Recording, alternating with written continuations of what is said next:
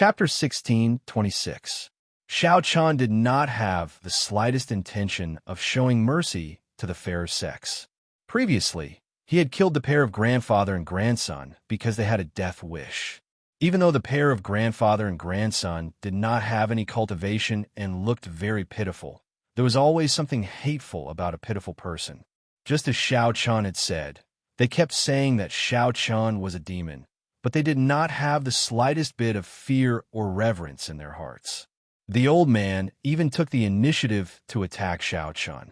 If all demons were so easily bullied, then there was probably no one in this world who would be afraid of demons. Taking advantage of their seniority, they always thought that others would not be calculated with them. This was probably the mentality of the pair of grandfather and grandson. At first, when they saw that Xiao Chan did not care about them and did not even bother to pay attention to them, the pair of grandfather and grandson became a lot bolder. They always thought that people like Xiao Chan would not kill them. After all, they were an old man and a child. That was why the old man dared to take the initiative to attack Xiao Chan. However, who knew that Xiao Chan would not let them go and directly kill them without any hesitation? Since they kept saying that they were demons, then they should have a heart of reverence for demons. Why would demons care about whether you were old or young when they killed people? She hurriedly caught up with Xiao Chan. Regarding Hongxiu's actions, Xiao Chan did not care. He continued to walk by himself and did not say anything. Following behind Xiao Chan, Hongxiu pouted and muttered with an aggrieved expression, "Humph, narrow-minded. Didn't I just say one wrong thing? Is there a need to ignore me?" Hongxiu was depressed in her heart, but Xiao Chan did not care at all and ignored her. They walked all the way to the mansion in the center of Yanfeng City. At this time, the mansion had already become a pile of ruins. However, among the ruins, Xiao Chan quickly found the entrance to a secret room. He directly walked in. Sure enough, this was the place where all kinds of cultivation resources and treasures were stored. As for the cultivation resources and treasures collected by Yanfeng City, Xiao Chan was not interested in any of them. After all, Yanfeng City was just a small city. Obviously, there would not be anything too valuable in it. Xiao Chan was too lazy to count them one by one. With a wave of his hand, he directly put everything in the secret room into his storage ring. Hongxiu was still sulking at the side. She was even more disdainful of the treasures in front of her. After all, as the little princess of the 8th realm, she had seen all kinds of treasures since she was young. In her eyes, the items from a small city were trash that couldn't even enter her eyes. The two of them didn't care about these treasures, but Luo Li's order was to bring back all the cultivation resources in Yanfeng City, so they had no choice but to do as he said. After quickly putting away these things, Xiao Chan and Hongxiu left the secret room. At the same time, just as the two of them walked out of the secret room, many geniuses from the 7th realm gathered in front of Xiao Chan one after another. After a round of fighting, almost all the warriors in Yanfeng City were killed. Except for some who escaped, there were no warriors left in Yanfeng City at this time.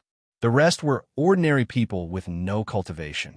As for those ordinary people, Xiao Chan was not interested in them.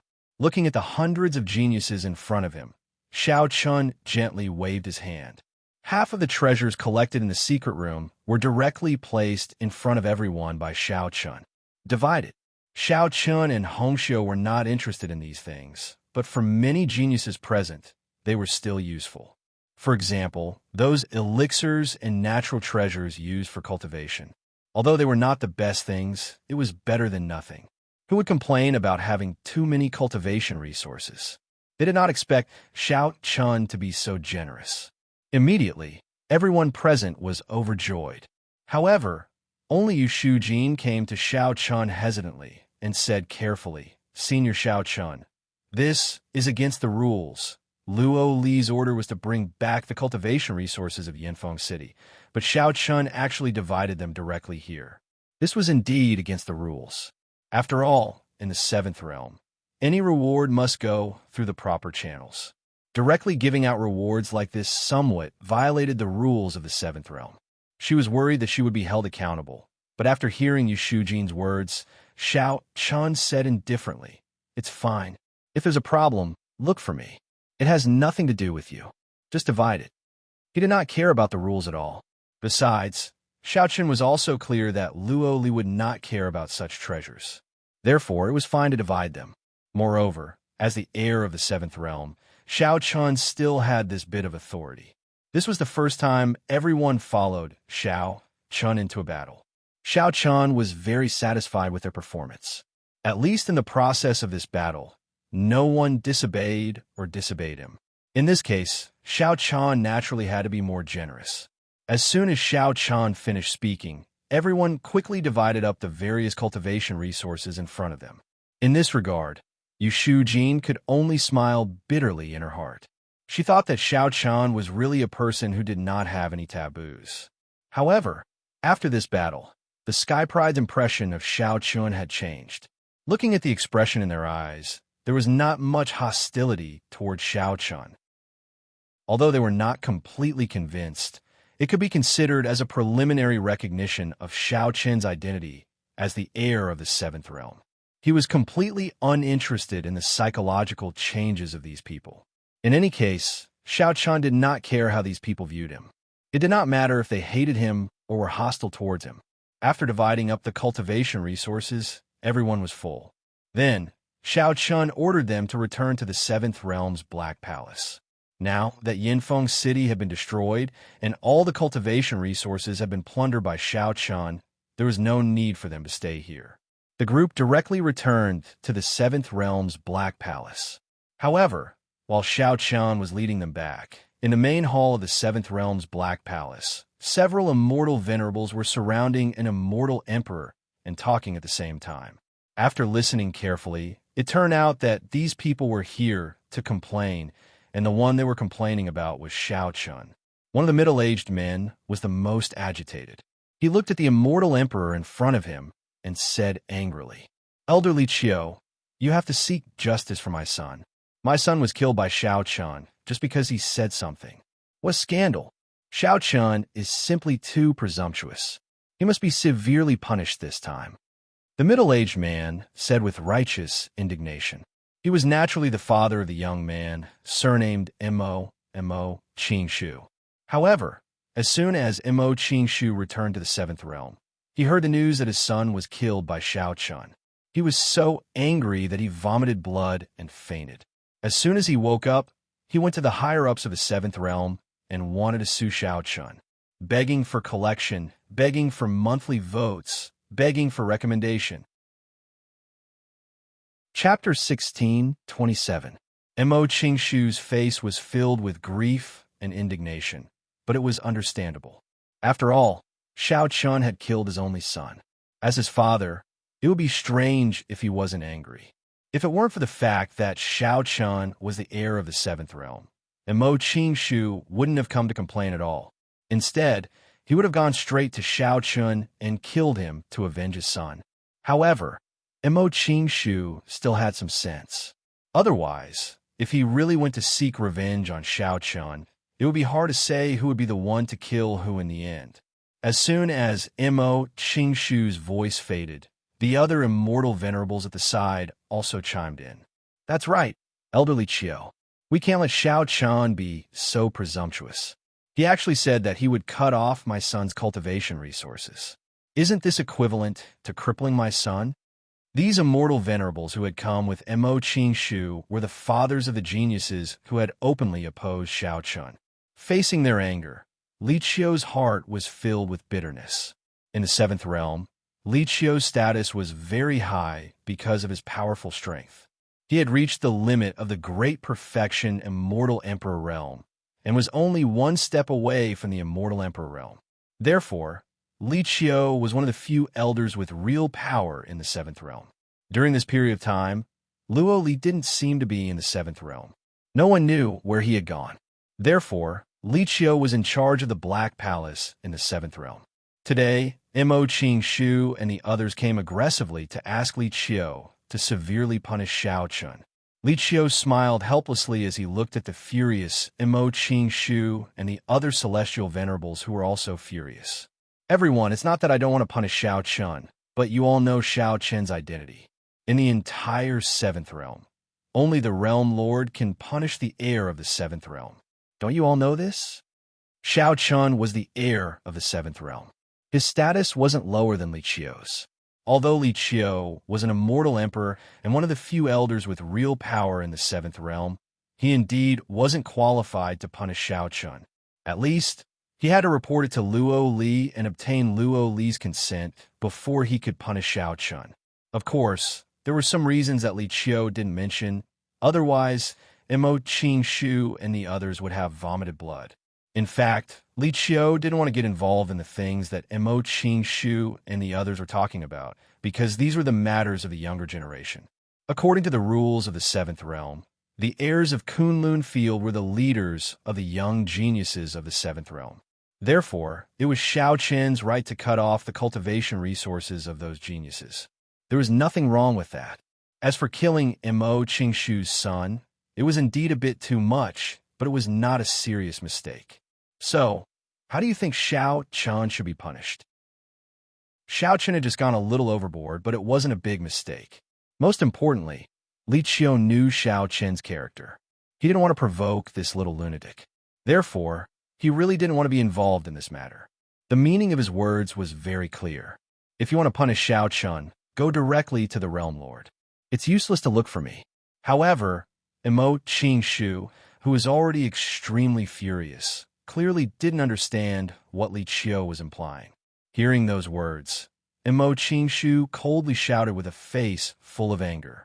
Elder Li Qiu, do you mean we should just let this matter go? Do we have to wait for the Realm Lord to come back?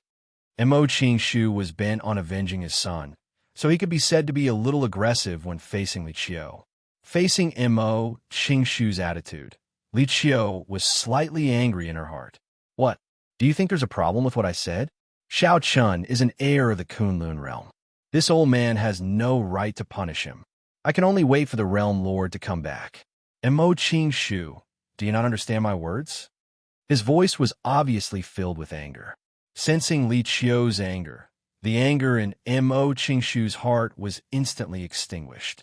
Previously, as Mo Qingshu was in a hurry to avenge his son, he didn't care about his attitude at all.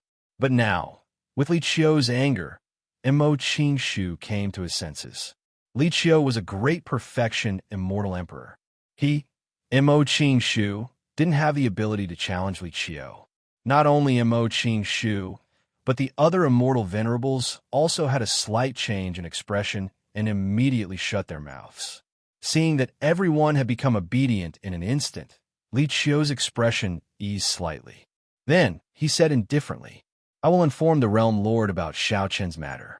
When the time comes, the Realm Lord will decide how to punish him. All of you just need to go back and do the same. Also, now is the time when the war has broken out. As the people of the seventh realm, I think you shouldn't put your thoughts on these things. Instead, you should think about how to deal with the experts of the two desolates. The most important thing is to deal with them, Li Qiu said indifferently. Mo Qingshu and the others immediately nodded. Then, under Li Qiu's signal, Mo Qingshu and the others retreated from the hall respectfully. Looking at the backs of Mo Qingshu and the others, Li Qiu revealed a helpless smile and said, These guys, of all the people they could provoke, they just had to provoke that little lunatic. Sai, as one of the higher-ups of the seventh realm, Li Qiu knew how important Xiao Chun was to the seventh realm. Therefore, he didn't think that Luo Li would punish Xiao Chun. Unfortunately, Mo Qingshu and the others didn't know this and insisted on pestering Xiao Chun. After ordering Mo Qingshu and the others to leave, Li Qiu's figure also disappeared from the hall. On the other side, Mo Qingshu and the others who had just walked out of the hall coincidentally bumped into Xiao Chun and the others who had just returned from Yanfeng City. Looking at Xiao Chun and the others who had just appeared in the main square, Mo Qingshu's eyes immediately revealed a trace of raging fury and violent killing intent. His eyes locked onto Xiao Chun. Mo Qingshu, who was still standing outside the hall, immediately shouted angrily, Xiao Chun, return my son's life to me. As his voice fell, Mo Qingshu took a step forward. His figure immediately appeared in front of Xiao Chun and blocked Xiao Chen's path. His only son had been killed. Now that he had met his mortal enemy, it was only natural that he would be enraged. He glared at Xiao Chun furiously. Yu Shujin whispered into Xiao Chen's ear as she faced Mo Qingshu. Senior Xiao Chun. He is the father of the young man, surnamed Mo Qingshu. After knowing Mo Qingshu's identity, Xiao Chun also felt Mo Qingshu's anger and killing intent. However, at this moment, his expression didn't change at all. He still spoke indifferently. Your son sought his own death. You can't blame others. After killing the young, the old came. Xiao Chun had seen this kind of situation many times. However, he wasn't afraid of Mo Qingshu at all. Otherwise, Xiao Chun wouldn't have killed the young man, surnamed Mo, without hesitation. Begging for collection, begging for monthly votes, begging for recommendations. Chapter 1628. Facing the enraged Mo Qingshu, Xiao Chen's attitude remained indifferent. He didn't fear Mo Qingshu, even though Mo Qingshu was an immortal venerable expert. Mo Qingshu was just a beginner immortal venerable expert. His cultivation base was nothing in Xiao Chen's eyes. Facing Xiao Chen's indifference and hearing Xiao Chen's words, the anger in Mo Qingshu's eyes burned even brighter. Originally, Mo Qingshu was already extremely angry when Xiao Chun killed his only son in public. Now, Xiao Chun actually said that his son's death was in vain and that no one was to blame. This made Mo Qingshu even angrier. Mo Qingshu glared at Xiao Chun furiously. His fists were clenched tightly, and a murderous intent in his heart had almost reached the point where it was difficult to control. However, even though Mo Qingshu's killing intent had reached its peak, Xiao Chun was still indifferent. Seeing that Mo Qingshu didn't reply, Xiao Chun said coldly, "Get out of my way." Xiao Chun said coldly. He was too lazy to talk nonsense with Mo Qingshu. In Xiao Chen's opinion, the young man with the surname Mo was killed. As for Mo Qingshu, if he wanted to avenge his son, he could just come at him. He directly asked Mo Qingshu to get out of the way. Hearing these words, Mo Qingshu was on the verge of exploding. Not only did the young man kill his son, his attitude was still so tyrannical. It was imaginable how furious Mo Qingshu was. He couldn't help but want to attack. Seeing that Mo Qingshu still stood in front of him without any intention to get out of the way, Xiao Chen's eyes also flashed with coldness. Feeling the coldness gradually rising from Xiao Chen's body, Yu Shujin's heart sank. She immediately stood in front of the two and looked at Mo Qingshu. Uncle Mo, this matter can't be blamed entirely on senior brother Xiao Chun. Why don't we do this? When Lord returns, he will definitely give Uncle Mo an explanation. Yu Shujin tried to persuade Mo Qingshu to leave first. Of course, it wasn't because she was worried about Xiao Chun, but because she was worried about Mo Qingshu. He already knew what kind of person Xiao Chun was. Mo Qingshu had provoked Xiao Chun time and time again, so Xiao Chun was probably a little angry. However, Xiao Chun was a person who did not know how to restrain himself at all. If anyone made him unhappy, then Xiao Chun would definitely kill them directly. Therefore, Yu Shujin had no doubt that if Mo Qingshu still wanted to stop them, Xiao Chun would definitely draw his sword and kill him the next second. Others might not dare to attack Mo Qingshu, but Xiao Chun had no doubt about it at all. Yu Shujin even believed that if Xiao Chun had the ability to kill Mo Qingshu, then Xiao Chun would not hesitate to send the father and son to meet each other. Yu Shujin was afraid that Xiao Chun would attack Mo Qingshu. If the matter was blown out of proportion, then it would be difficult to deal with it. However, Mo Qingshu thought that Yu Shujin was worried that he would hurt Xiao Chun, so she was speaking up for Xiao Chun. Mo Qingshu was furious, so he didn't give Yu Shujin any face and shouted coldly, "Shujin, this has nothing to do with you. Don't interfere." Yu Shujin's father was also a great perfection immortal emperor in the seventh world. His status was similar to Li Qiu's, so Mo Qingshu couldn't disrespect Yu Shujin too much. However, Mo Qingshu was obviously wrong. The reason why Yu Shujin stood out wasn't because she was worried about Xiao Chun, but because she was worried about Mo Qingshu. As soon as Mo Qingshu's voice faded, Yu Shujin immediately felt an extreme chill spreading rapidly from behind her. Yu Shujin didn't need to guess to know the source of the chill. A trace of bitterness flashed in her eyes as she cursed inwardly. Mo Qingshu was really courting death. But until now, Yu Shujin still wanted to say something, but at this moment, a blood-red sword light flashed across the left side of Yu Shujin's face and shot towards Mo Qingshu. It was obvious that Xiao Chun had run out of patience. Mo Qingshu was also stunned by the sudden blood-red sword aura. His instinctive reaction made him instinctively block the attack. Xiao Chun successfully blocked the blood-red sword aura, but this was just the beginning. Blood chi burst from Xiao Chun's body as soon as the attack landed. A pair of indifferent eyes looked at Mo Qingshu. Xiao Chun said coldly, "Since you want to see your son so much, I'll send you down there and let you two reunite."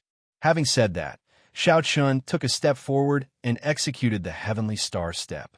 He bypassed Yu Shujin and appeared in front of Mo Qingshu in the blink of an eye. Without any nonsense, he slashed out with his sword. Moreover, Xiao Chun had already executed the 9 Nether Sword art. Obviously, he wanted to kill Mo Qingshu directly. A second-grade immortal skill. Mo Qingshu didn't expect Xiao Chun to use a second-grade immortal skill. He thought Xiao Chun was just bluffing. After all, this was the main square of the 7th World's Black Palace. Would Xiao Chun dare to fight here? He didn't think that Xiao Chun could do anything to him. However, Mo Qingshu changed his mind in just a breath's time. This was because he felt killing intent from Xiao Chun's sword. It was an extremely strong killing intent. In other words, Xiao Chun wasn't bluffing at all. He really wanted to kill Mo Qingshu. Xiao Chun was shocked, but he did not want to give Mo Qingshu any time to react. He had already tolerated Mo Qingshu for a while, but the old man refused to listen to his advice. If that was the case, Xiao Chun decided to just kill him. Otherwise, he might cause more trouble in the future. Xiao Chun's idea was very simple. If there was trouble, he would kill him. Naturally, there wouldn't be any trouble after he killed him. He directly attacked with his full strength. Many people didn't expect such a result. Only Yu Shujin expected this. A blood-red sword light flashed. The 9 Nether Sword art was a second-grade immortal skill. Its power couldn't be weak. Although Mo Qingshu was shocked by Xiao Chun's sword, he had no choice but to block it. He stretched out his palm, and the vigorous spiritual energy in his body gushed out. Very soon, it condensed into a spiritual energy shield in front of him. Then, the 9 Nether Sword art fiercely collided with the spiritual energy shield. Immediately, a terrifying shockwave erupted. The surrounding supreme talents retreated immediately. In a head-on collision, Mo Qingshu successfully blocked Xiao Chun's sword with his immortal venerable cultivation base. Of course, it wasn't easy for Mo Qingshu to block Xiao Chun's sword. Xiao Chun's strength was beyond Mo Qingshu's expectation, or it could be said that Mo Qingshu had underestimated the power of the heavenly immortal manner. However, Mo Qingshu didn't care about these problems anymore. He looked at Xiao Chun and shouted coldly, "Xiao Chun, how dare you fight in the main square? Do you still have any respect for the rules of the 7th realm?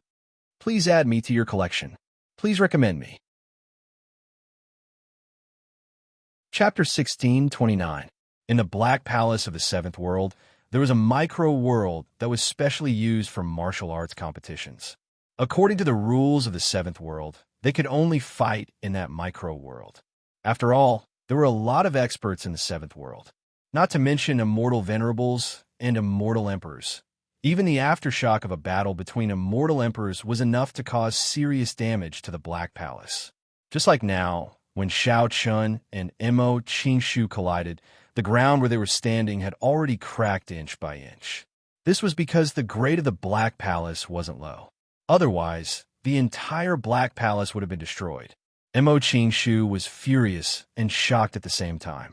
The other immortal venerables who were with Mo Qingshu were standing outside the main hall with an ugly expression. They didn't expect Xiao Chun to be so domineering. He didn't care where he was or what the consequences would be. Xiao Qian's domineering attitude was out of their expectation. However, in the face of Mo Qingshu's rebuke, Xiao Chun replied coldly, "Rules? I'm afraid you can't represent the rules of the seventh world. Moreover, in my place, my rules are the rules. In my place, my rules are the rules." Mo Qingshu's eyes burned with anger after hearing this. However, what made him even more depressed was that Xiao Chun had attacked again. Previously, he thought that Xiao Chun wouldn't dare to attack again. After all, this was the main square. Only those who had eaten the guts of a leopard would dare to attack in the main square. It was precisely because he thought that Xiao Chun wouldn't dare to attack again that Mo Qingshu reprimanded him. However, it was clear that he was thinking too much. For Xiao Chun, there was nothing that he wouldn't dare to do. He slashed out his sword again. It was the 9-nether sword art. Seeing Xiao Chun attacking again, Mo Qingshu felt like he had been screwed. He shouted coldly while attacking. "Xiao Chun, are you crazy? This is the main square. How dare you attack here?" Mo Qingshu didn't expect that Xiao Chun would be so bold. However, Xiao Chun didn't respond to Mo Qingshu's rebuke. He didn't stop at all as he dashed towards Mo Qingshu. He looked like he would not stop until he was dead. Seeing Xiao Chun rushing towards him, Mo Qingshu was so angry that his eyes were twitching. He was the one who came to denounce Xiao Chun, but now he was being chased by Xiao Chun. What was worse, Xiao Chun's strength wasn't weak. He possessed the heavenly immortal palace, and his cultivation base had broken through the initial immortal realm. Xiao Chun's strength, immortal venerable realm. Therefore, the pressure on Mo Qingshu increased as he fought with Xiao Chun. Xiao Chun obviously didn't have the slightest estimation, and Mo Qingshu naturally didn't dare to be like Xiao Chun. Therefore, he had to consider a lot of things before attacking. He was afraid that he would destroy the Black Palace. One had no scruples, while the other had his hands and feet tied. As a result, Xiao Chun quickly suppressed Mo Qingshu. Being suppressed by Xiao Chun, Mo Qingshu could imagine the grievance in his heart. Seeing Xiao Chun chasing after Mo Qingshu without holding back, Yu Shujin, who was watching from afar, was already depressed. She couldn't help but curse inwardly. This Mo Qingshu is a fool. Of all the people he could provoke, he just had to provoke Xiao Chun. Now, let's see how he's going to get out of this situation. Xiao Chun didn't hold back at all. The terrifying shockwaves from their battle quickly attracted the attention of many experts who were still in the Black Palace. Many voices rose into the air. Many people spoke with doubtful faces as they watched the two figures fighting intensely on the main square from afar. Who is it who dares to fight in the main square? That the one who ran away seems to be Mo Qingshu. Mo Qingshu? It's really him. Where's the other one? Xiao Chun, Xiao Chun. Soon, the crowd recognized the two figures. But what made them even more puzzled was why the two of them were fighting. Moreover, it seemed like Mo Qingshu was being suppressed. Xiao Chun was just a young man with a cultivation base of the immortal realm, while Mo Qingshu was an expert of the older generation with a cultivation base of the immortal venerable realm. How could he be suppressed by Xiao Chun? It was somewhat baffling. But just as the crowd was puzzled, a terrifying pressure soared into the sky and forcibly separated Xiao Chun and Mo Qingshu. Then, a voice slowly echoed in the main square. The person who suddenly appeared was none other than elderly Qiu. He forcefully stopped Xiao Chun and Mo Qingshu from fighting fiercely. Li Qiu glanced around at the destroyed buildings and the cracked ground. The corner of his eyes twitched and his face turned somewhat gloomy. The two of them were simply too outrageous. Fortunately, he had arrived in time. Otherwise, the main square and even the main hall would have been destroyed by the two of them. Li Qiu returned to his cave residence alone after forcing Mo Qingshu and the others to leave. But who would have thought that Mo Qingshu and Xiao Chun would meet each other in the main square? Moreover, Mo Qingshu was an idiot. He didn't understand Xiao Chun's character at all and actually wanted to provoke Xiao Chun. Now, things had turned out like this. His face was extremely ugly. Facing Li Qiu, Mo Qingshu, this idiot, actually dared to complain about Xiao Chun. Elderly Qiu This man is simply too arrogant. He doesn't put the rules of the seventh realm in his eyes at all. He directly started a fight in the main square. Elderly Chiu, this man must be severely punished. Mo Qing-shu wanted to complain and asked Li Chiu to punish Xiao Chen severely. Hearing Mo Qing-shu's words, Li Chiu almost couldn't help but curse. It's all your fault for provoking Xiao Chen. Didn't I say that everything will wait until the Realm Lord returns? However, just as Li Chiu suppressed the anger in his heart and didn't reprimand Mo Qing-shu in public, a blood-red sword light flashed without warning. Mo Qing-shu didn't have the slightest bit of vigilance. Or rather, Mo Qing-shu didn't expect that Xiao Chen would dare to attack in front of Li Chiu. Therefore, before Mo Qing-shu could react, the blood-red sword had already appeared in front of Mo Qing-shu. By the time Mo Qing-shu reacted, it was already impossible for him to dodge. Helpless, Mo Qing-shu could only forcefully avoid his vitals. However, in the end, his left shoulder was still struck by the blood-red sword. Immediately, a deep wound appeared on Mo Qing-shu's left shoulder, revealing his bone. Being injured in an instant, Mo Qing-shu was shocked and looked at Xiao Chen angrily. Needless to say, this sword light was once again the work of Xiao Chen. Seeking collection, seeking monthly votes, seeking recommendations. Chapter 1630. In front of Li Chiu, Xiao Chen dared to slash out with his sword, almost crippling one of Mo Qing-shu's arms. Seeing this scene, everyone present was dumbfounded. If it was said that Xiao Chen dared to make a move in the main square before, then now, Xiao Chen dared to make a move in front of Li Chiu and almost crippled one of Mo Qing-shu's arms. This was simply audacious. A madman, an absolute madman, a complete madman. Looking at Xiao Chen with both fear and anger, Mo Qing-shu's eyes were burning with anger, but there was also a trace of fear in his anger. How dare he?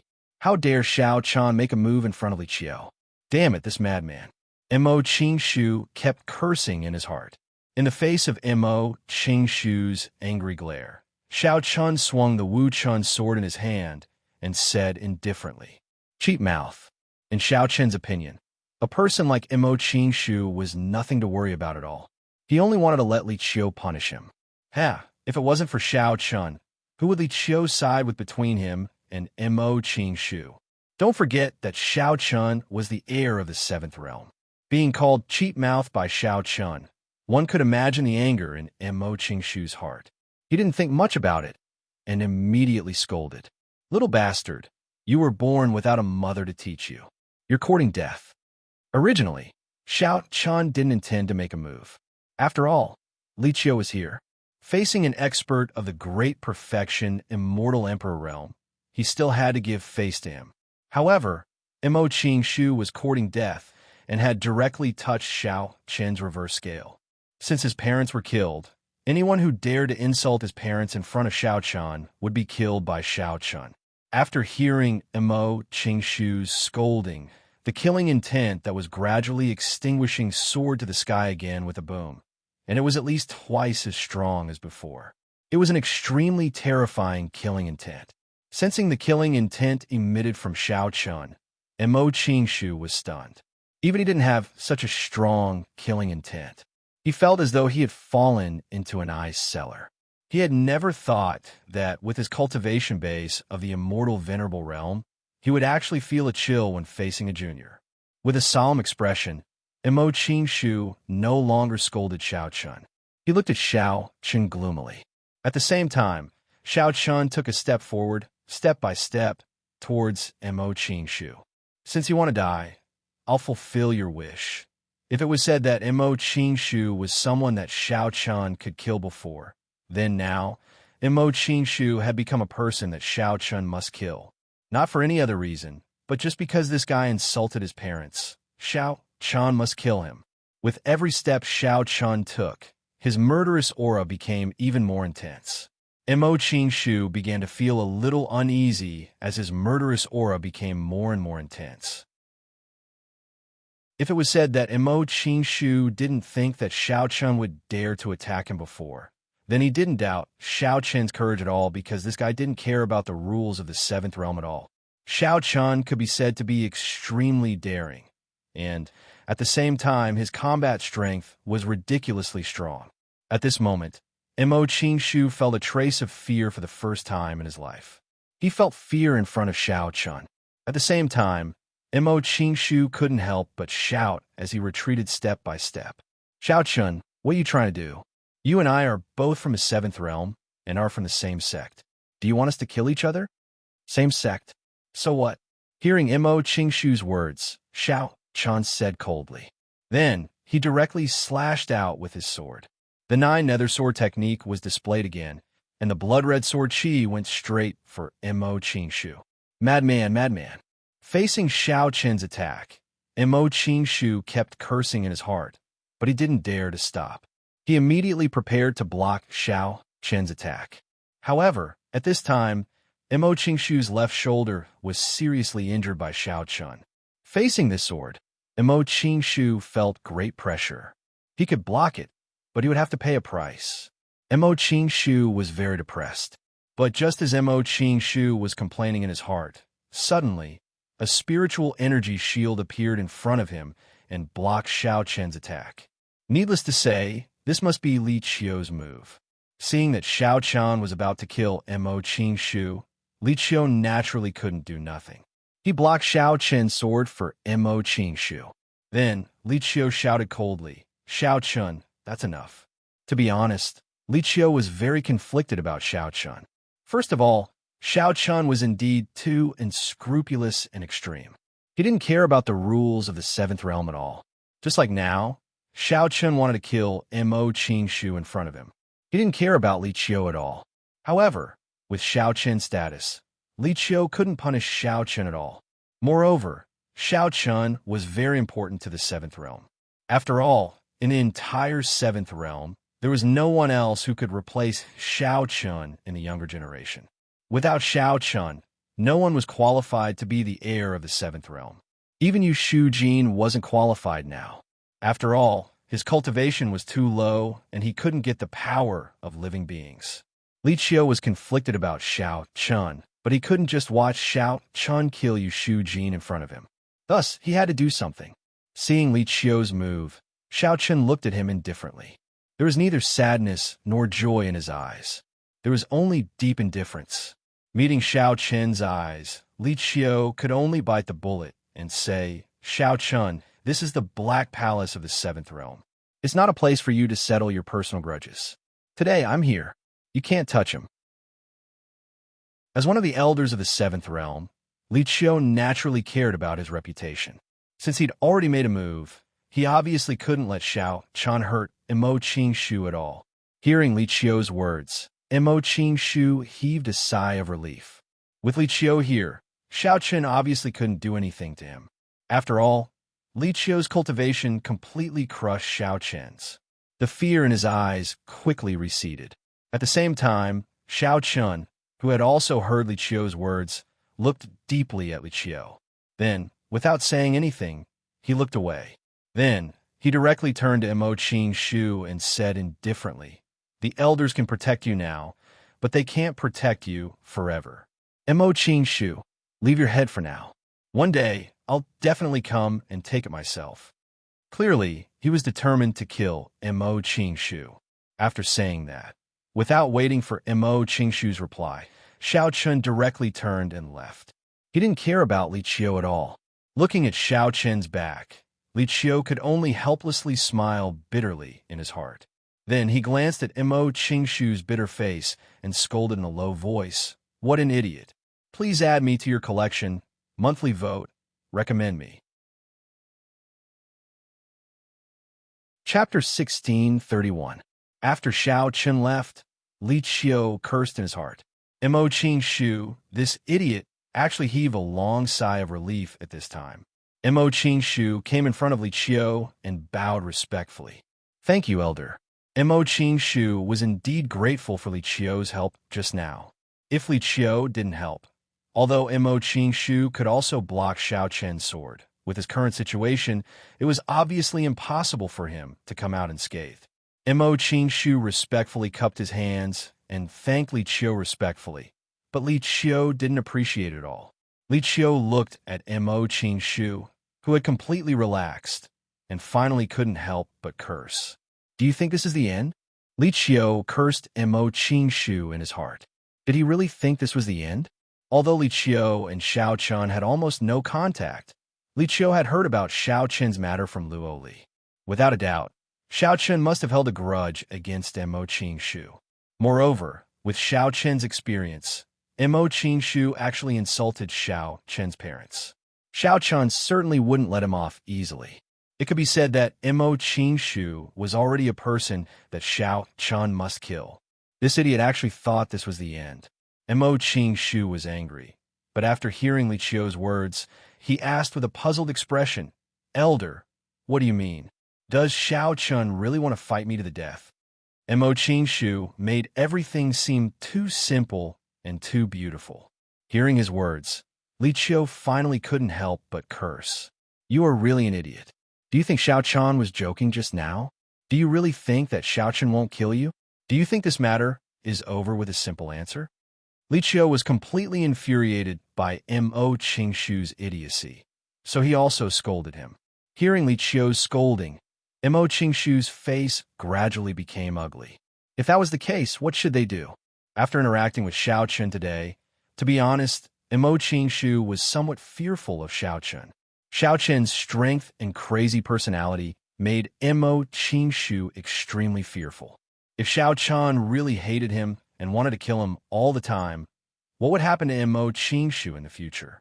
With an ugly expression, Mo Shu looked at Li Qiu and asked in a low voice, "Then what should we do? What should we do? I know what to do. Didn't I tell you long ago to wait for the Realm Lord's return? Yet, you didn't listen. Now, you're asking me what to do. How would I know?" Li Qiu shouted angrily. Everything was caused by Mo Shu himself. Now that he was asking him what to do, Li Qiu knew what to do. Could he make Xiao Chen listen to him? After all, Xiao Chen might not even listen to Luo Li, let alone Li Qiu. Facing Li Qiu's scolding, Mo Shu didn't dare to speak. After all, he was the one who caused this. Now that he had no other choice, he could only act obediently. After cursing and venting the anger in his heart, Li Qiu said coldly, "No, you can't. No, you can only leave the Black Palace for a period of time. Right now, there are fierce battles everywhere. You can choose a cheaper battlefield. You can provide support and hide for a while." Li Qiu didn't have any good ideas. After all, Xiao Chen was a freak. Li Qiu knew that he couldn't control Xiao Chen at all. Hearing that Li Qiu wanted him to hide for a while, Mo Shu's eyes flashed with a hint of unwillingness. He said unhappily, "Do you want me to hide outside and not come back?" Xiao Chen had killed his son. Now that he hadn't taken revenge, he had to hide for a while. How could he be willing to accept this? Hearing Mo Shu's unwillingness, Li Qiu said coldly, "What else can you do? Why don't you continue to stay in the Black Palace? When the time comes, you and Xiao Chen will fight and see who will win." Li Qiu didn't have any patience for Mo Shu. Hearing this, Mo Shu was immediately stunned. To be honest, Mo Shu didn't have much confidence in fighting Xiao Chen. He said dispiritedly, "Then how long do I have to hide for?" He couldn't possibly hide outside and not return to the Black Palace. Hearing this, Li Qiu said unhappily, "At least wait until the Realm Lord comes back." Luo Li wasn't in the Black Palace now. Li Qiu couldn't handle Xiao Chen's matter, so he could only wait for Luo Li to come back. Hearing this, Mo Shu still felt uncomfortable in his heart, but he had no choice but to nod in agreement. Seeing this, Li Qiu could not be bothered to talk nonsense with him and said directly, "Let's set off as soon as possible. It would be best if we set off today." After saying this, Li Qiu left without waiting for Mo Shu's reply. Hearing Li Qiu's words, Mo Shu left the Black Palace on the same day. On the other side, Xiao Chen returned to his residence. Because of Li Qiu's interference, he didn't manage to kill Mo Shu. However, Xiao Chen didn't care too much about this. For a small character like Mo Shu, Xiao Chun didn't care too much. However, since Emo Qingshu dared to insult his parents, Xiao Chun would sooner or later personally send him on his way. It was a good opportunity for the father and son to reunite. At this moment, Xiao Chun was sitting in the pavilion in the courtyard. He was thinking about another matter, and that was the wine Taoist. From Long Qing, Xiao Chun found out about the wine Taoist. Originally, he thought that he could cut off all ties with the wine Taoist. However, after hearing about the wine Taoist encounter, Xiao Chun was very confused. Previously, the wine Taoist said that he wanted to cut off his master-disciple relationship with Xiao Chun and that there would be no relationship between the two of them. However, in front of the will of the heavenly way in the seventh wasteland, the wine Taoist spoke up for him. He even didn't hesitate to contradict the will of the heavenly way. In the end, he even lost an arm, had his cultivation sealed, and was locked up in a dark prison. The wine Taoist believed in the will of the heavenly way and thought that he was a traitor. This made Xiao Chen's heart cold. However, at the same time, for him, the wine Taoist didn't hesitate to contradict the will of the heavenly way. This made Xiao Chen feel very touched. He somewhat understood the wine Taoist mentality. When facing him, the wine Taoist was full of hatred, as if he wanted to kill him. However, now it seemed that the wine Taoist was disappointed in him for not living up to his expectations. It was precisely because he valued Xiao Chun, because he treated Xiao Chun as his disciple, and because he had high hopes for Xiao Chun that the wine Taoist was so furious. He felt that Xiao Chun had made a grave mistake and felt that it was a pity. However, in the depths of the wine Taoist's heart, could he really kill Xiao Chun? The answer was clearly no. It was also because of this that the wine Taoist spoke up for him, hoping that Xiao Chun could return to the seventh wasteland and repent. It had to be said that the wine Taoist cared about him. Xiao Chun could feel this kind of care. Please add it to your collection. Monthly vote. Recommended. Chapter 1632. The wine Taoist's memories had not been tampered with by the will of the heavenly way. So even though he had never doubted what the will of the heavenly way had said, he did not hate Xiao Chun as much as Long Qing and the others. The wine Taoist trusted the will of the heavenly way completely, but at the same time, he wanted Xiao Chun to turn over a new leaf and repent. After thinking about the wine Taoist for a while, a sliver of determination flashed through Xiao Chen's eyes. He said indifferently, "A master for a day is a father for life. Since you still acknowledge me as your disciple, how can I abandon you?" He had already decided to save the wine Taoist. No matter what, since the wine Taoist still acknowledged him as his disciple, Xiao Chun would definitely not abandon him. Moreover, although Long Qing did not go into detail, Xiao Chun could guess that the wine Taoist days in the dungeon were definitely not easy.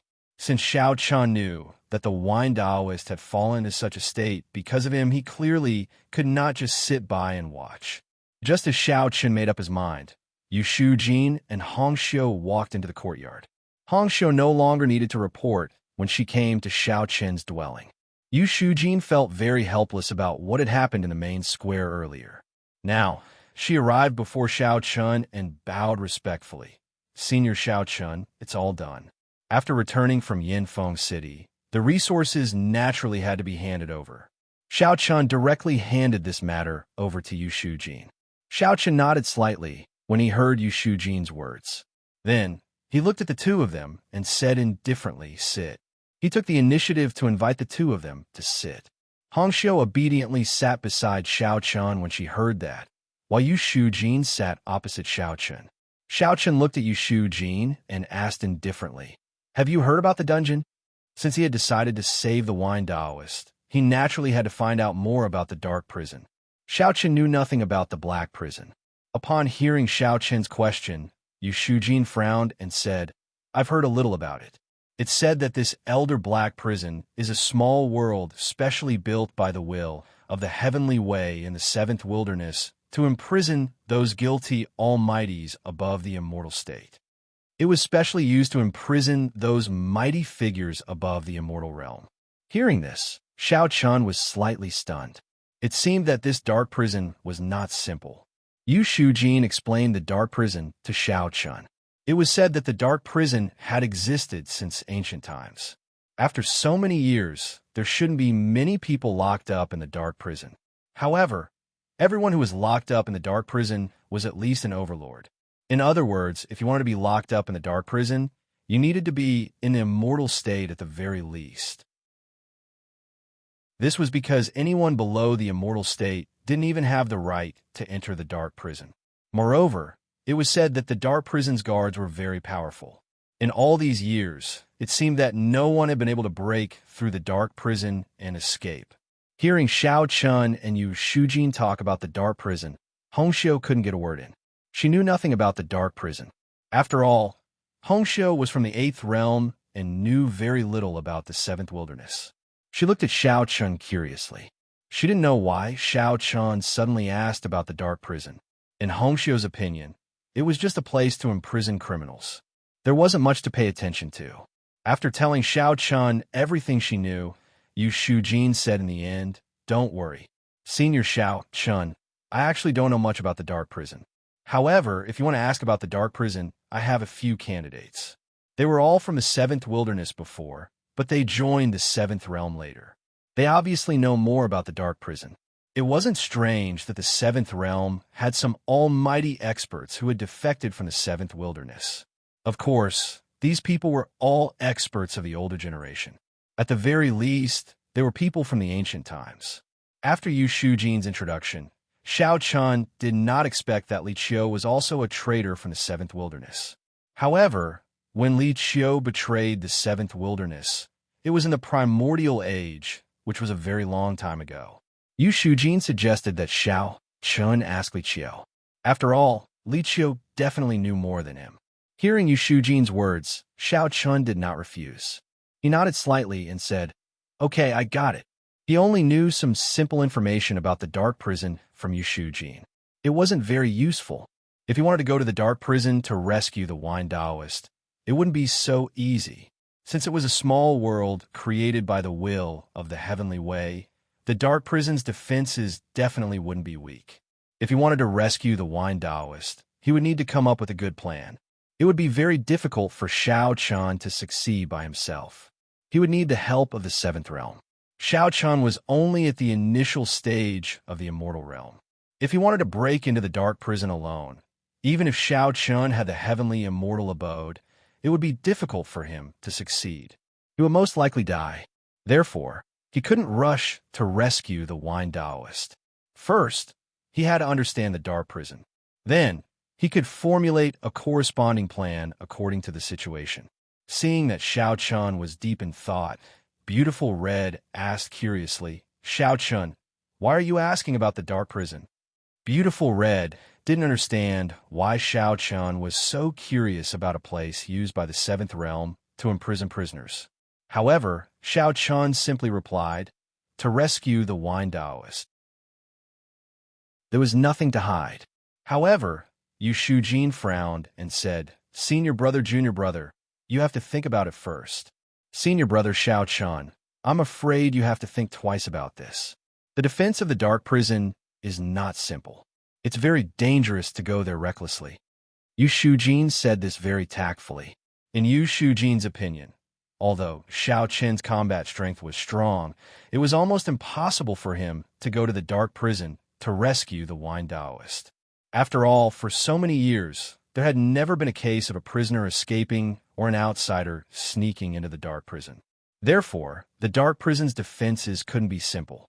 Knowing what Yu Shujin meant, Xiao Chun said indifferently, "Don't worry. I don't plan to go there foolishly. I'll plan it well." Xiao Chun was no fool. He knew that it would not be an easy task to rescue the Wine Taoist from the dungeon. After chatting with Yu Shujin for a while, Yu Shujin said goodbye and left. Xiao Chun sat in the courtyard, still thinking about how to rescue the Wine Taoist. Seeing that Xiao Chun seemed a little frustrated, Beautiful Red didn't know who Xiao Chun was going to rescue in the dark prison. However, she still said, "Why don't I ask Mother to help you?" Begging for monthly votes, begging for recommendations. Chapter 1633. After spending so much time with Xiao Chun, Hong Xiu knew Xiao Chen's personality, so she didn't ask much. Since Xiao Chen wanted to go to the dark prison to save someone, all Hong Xiu could do was try her best to help Xiao Chen. Xiao Chen was slightly taken aback by Hong Xiu's words. He didn't expect Hong Xiu to say something like that. However, if Hong Xiu could really help, it would be good news for Xiao Chen. After all, Hong Xiu was the realm lord of the 8th realm and an immortal emperor. She was on par with the will of the heavenly way. He turned to look at Hong Xiu. They looked at each other in silence for a while. Then, Xiao Chen said softly, "Thank you." This was the first time Xiao Chen had spoken to Hong Xiu so softly. Hong Xiu was taken aback by his words, but then she smiled happily. "Remember, don't be so fierce to me in the future. That's all. I'll go contact my mother." Hong Xiu happily ran off after saying that. It was obvious that Xiao Chen's gentleness and gratitude had made the little girl very happy. Watching Hong Xiu skipping away, Xiao Chen's lips unconsciously curled into a smile. What a silly girl. He didn't pay much attention to Hong Xiu.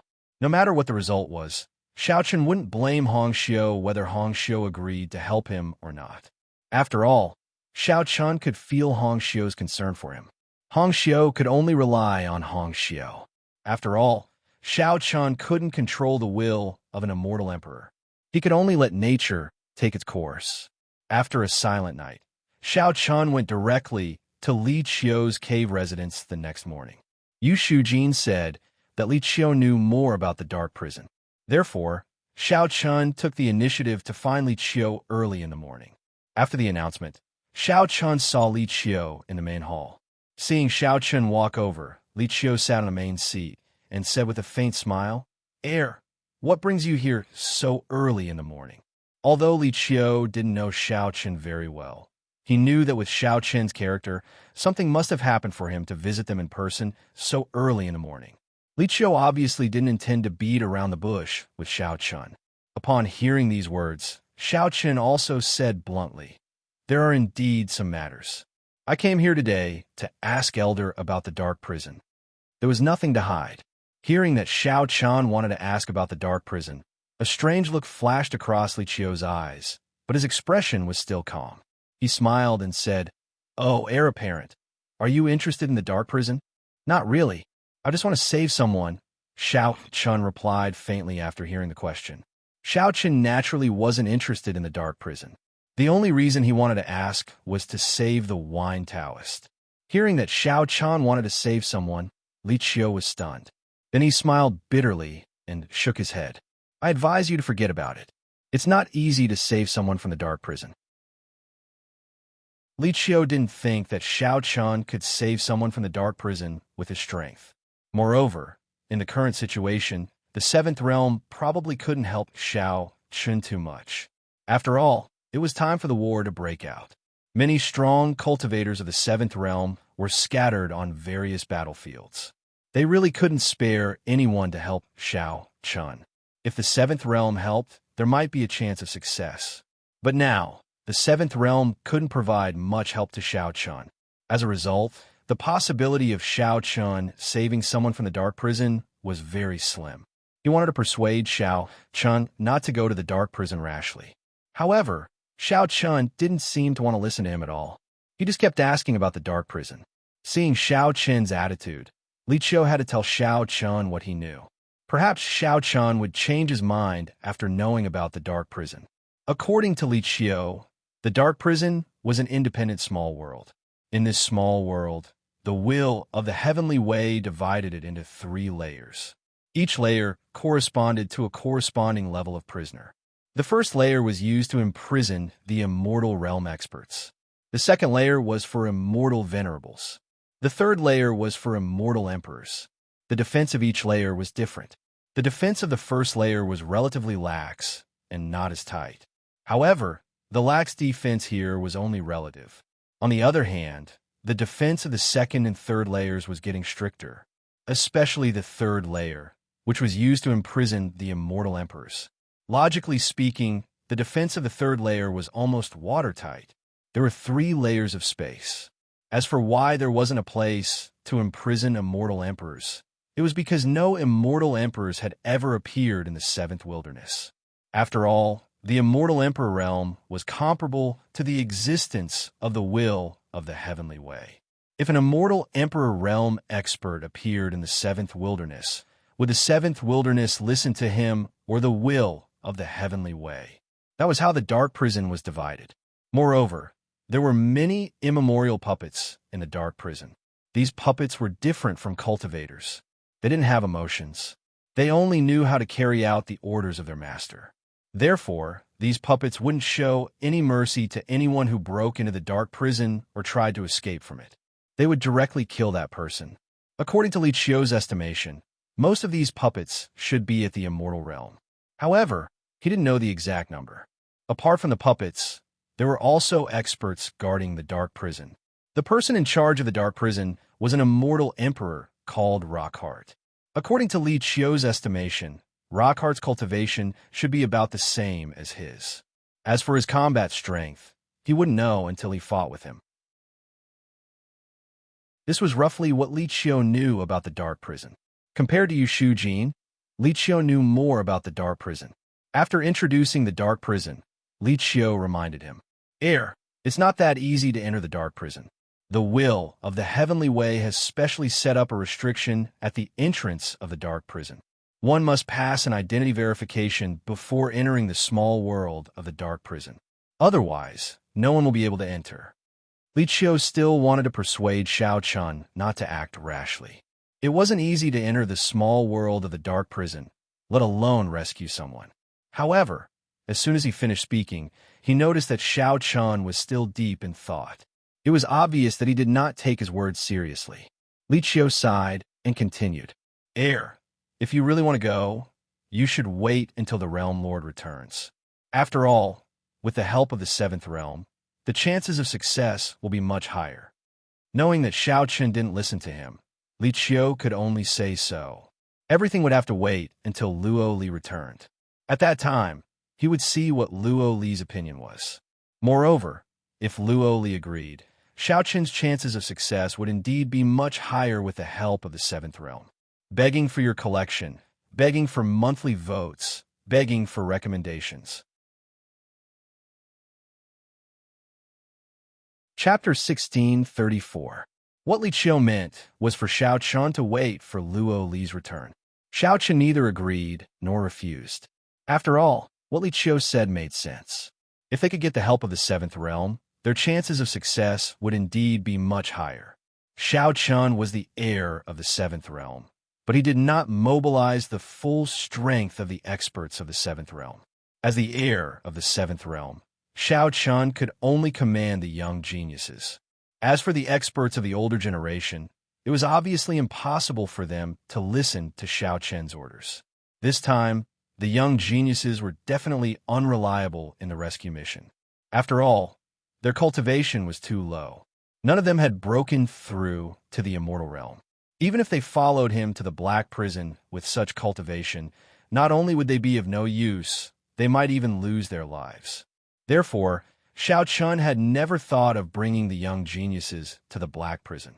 However, if he did not bring the young geniuses, he would have to wait for Luo Li's return if he wanted the experts of the older generation to help.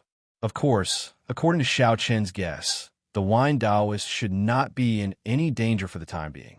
After all, the will of the heavenly way had only imprisoned the wine Taoist in the black prison and did not order him to be killed. In this way, the wine Taoist should be safe for the time being. Otherwise, if the seventh will of the heavenly way really wanted to kill the wine Taoist, why would they go through so much trouble? They could just kill him directly. Perhaps the will of the seventh desolate realm was reluctant to part with wine Taoist. After all, there weren't many experts at wine Taoist level in the seventh desolate realm. Moreover, wine Taoist was only half a step away from the immortal emperor realm and could break through at any time. Once wine Taoist broke through to the immortal emperor realm, he would definitely be a great help to the seventh desolate realm.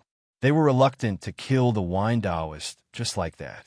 After all, the price they had to pay to cultivate an expert at the level of the wine Taoist was very high.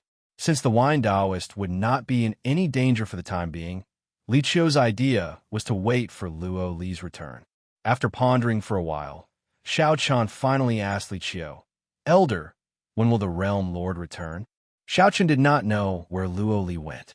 Anyway, after he set off for Yanfeng City, Luo Li left. Facing Xiao Chen's question, Li Qiu answered truthfully. Calculating the time, it should be about time.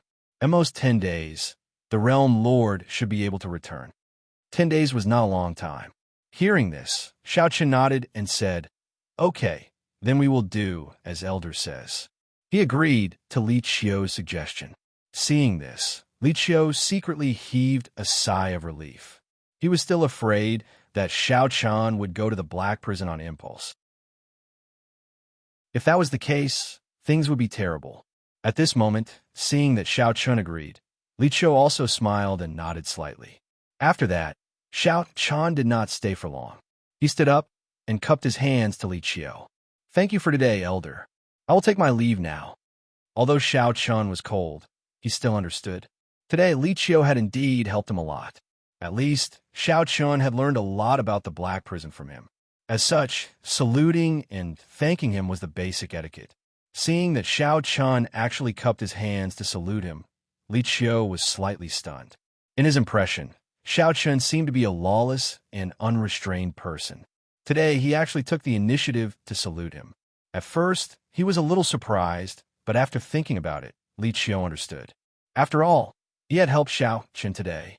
Seeing Xiao Chan salute and thank him, Li Qiu's opinion of him changed a little. Although this person was very murderous and unscrupulous, at least he could distinguish between kindness and hatred. From his point of view, he was not bad.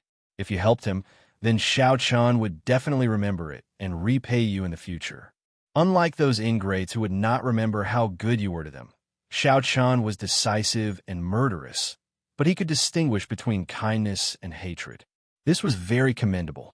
Nodding slightly, Li Qiu said with a smile, "It's a small matter. You are welcome."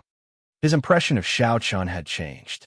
Previously, Li Qiu had been afraid that Xiao Chan was the kind of person who only knew how to kill.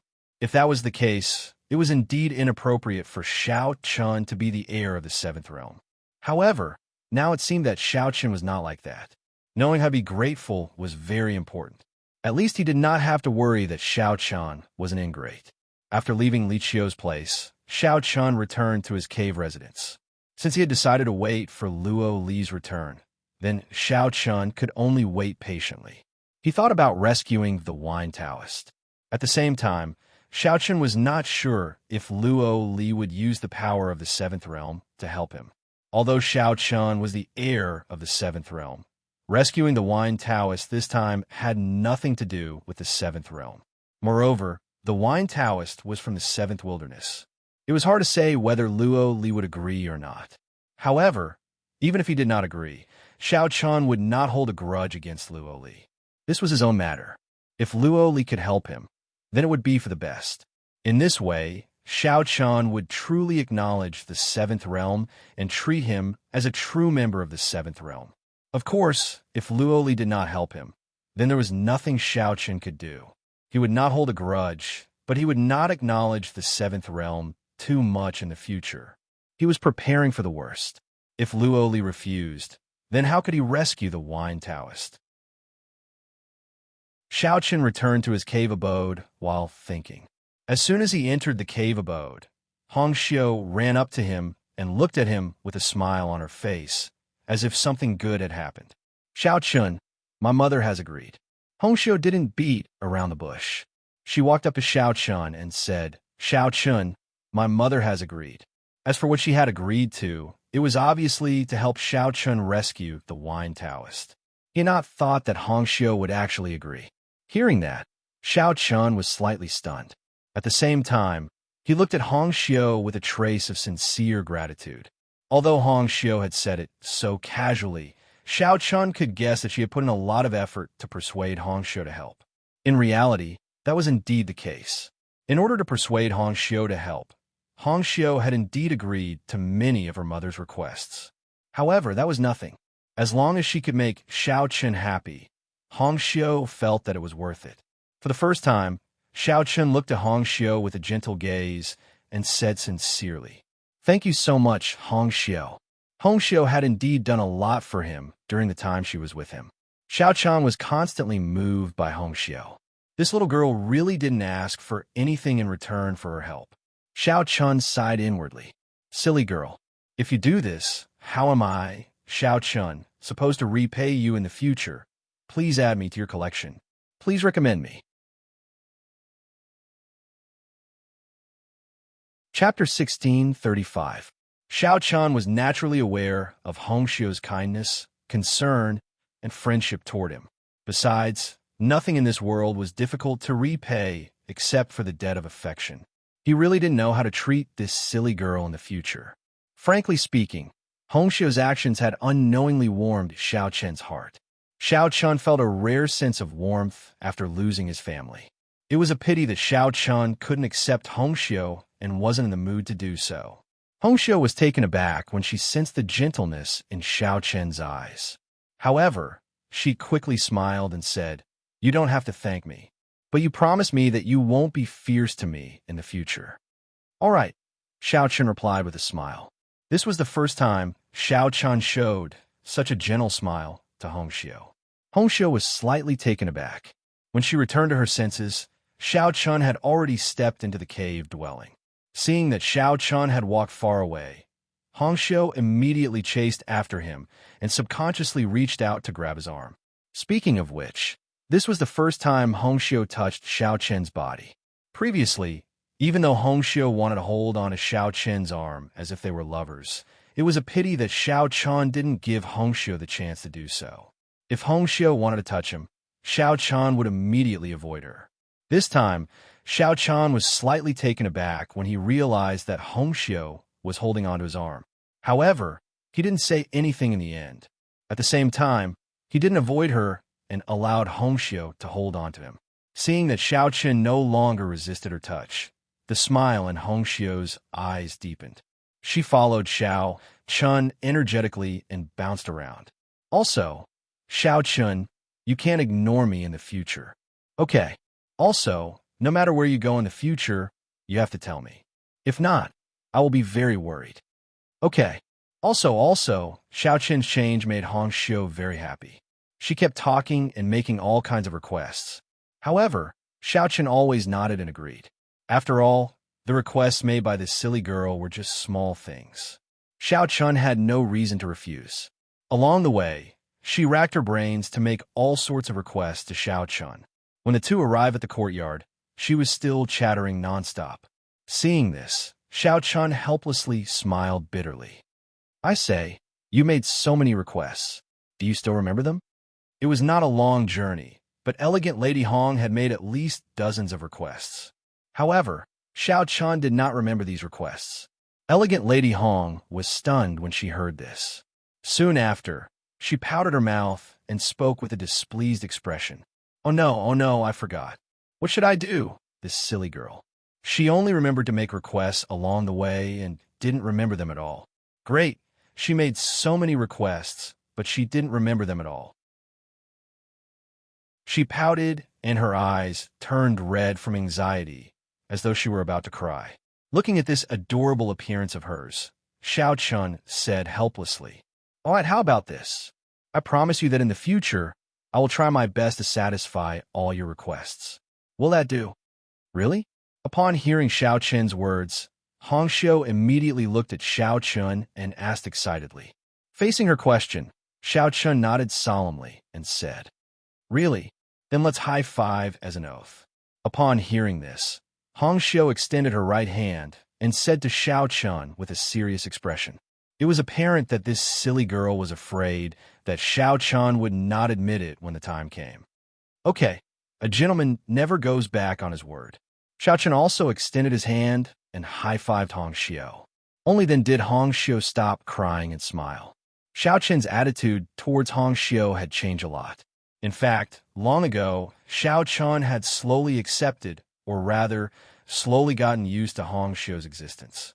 However, because of his family's matters, Xiao Chun was still unwilling to face this matter head-on. However, humans were not plants and could not be emotionless. Xiao Chun had seen everything that Hong Xiu had done for him. This silly girl had already gone to this step for him. No matter how cold Xiao Chun was, he could not treat Hong Xiu the way he used to in the past. Xiao Chun's change made this little girl overjoyed. After the excitement, Hong Xiu immediately decided to hold a big banquet tonight to celebrate. Xiao Chun felt helpless when he heard this silly girl's decision. This silly girl, no matter what happened, regardless of whether she was happy or unhappy, she would still hold a banquet. If she was happy, she would hold a celebratory wine. If she was unhappy, she would drown her sorrows in alcohol. Anyway, according to Hong Xiu's words, there was nothing in this world that could not be solved by a banquet. If there was, she would hold 2 banquets. After making up her mind, Hong Xiu hurriedly went to prepare the wine and dishes. However, there was one thing that Hong Xiu was indeed very picky. At least, every time she said that she was going to hold a banquet, the wine and dishes would be of the highest quality. Xiao Chun did not know where this little girl got them from. Of course, Xiao Chun did not know that Hong Xiu's wine and dishes were all obtained from the experts of the older generation in the 8th realm. Hong Xiu was the little princess of the 8th realm. Many experts in the 8th realm did not dare to refuse her. Therefore, every time, Hong Xiu could find a way to get a lot of good wine. She hurriedly ran out and came back not long after. In the pavilion in the courtyard, Hong Xiu waved her hand, and a table of exquisite wine and dishes appeared on the table. Looking at the fine wine on the table, Xiao Chun was naturally able to tell at a glance that they were all good stuff. Needless to say, the wine was definitely spirit wine, and the dishes were all made with all kinds of treasures of heaven and earth. Xiao Chun looked at Hong Xiu and said with some confusion, "Silly girl, where did you get these things?" "Oh, you don't have to worry about that. Also, don't call me silly in the future. I'm not silly at all. This is my request." Hong Xiu pouted and said, "Okay, I won't call you that." Hearing this, Xiao Chun nodded and replied. Wine and dishes were ready. However, just as Xiao Chun and Hong Xiu were about to drink, a clear laughter rang out. "Haha, it seems that I'm just in time. Good wine and delicious food as soon as I come out of seclusion. Not bad, not bad." Just by hearing this voice, Xiao Chun knew that it was Yi Xiao. As expected, Yi Xiao appeared outside the cave with a smile on his face. The moment Yi Xiao appeared, Xiao Chun had already sensed his aura. After this seclusion, Yi Xiao's cultivation had broken through to the initial immortal realm, just like Xiao Chun. He glanced at Hong Xiu. Seeing this, Hong Xiu said angrily, "This big foodie only knows how to cheat people of their food and drink." Although she said this, Hong Xiu still asked the maidservant beside her to invite Yi Xiao in, begging for collection, begging for monthly votes, begging for recommendations. Chapter 1636. Yi Xiao was quickly led to the pavilion in the courtyard by the maid. He did not stand on ceremony and sat down beside Xiao Chun. Looking at the fine wine and delicacies on the table, Yi Xiao's eyes lit up. "Not bad, not bad. I came at the right time. I just came out of seclusion, and there's already such fine wine and delicacies." "Huh."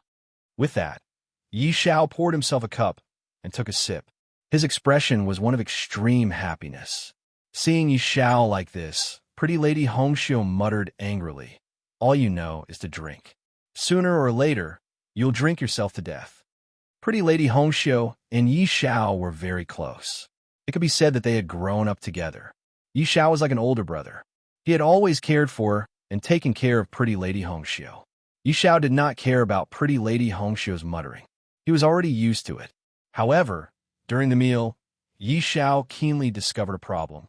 It was a relationship between Xiao Chun, pretty lady Hong Xiu, and Xiao Chen's attitude towards pretty lady Hong Xiu. Xiao Chun had always been cold and indifferent to pretty lady Hong Xiu.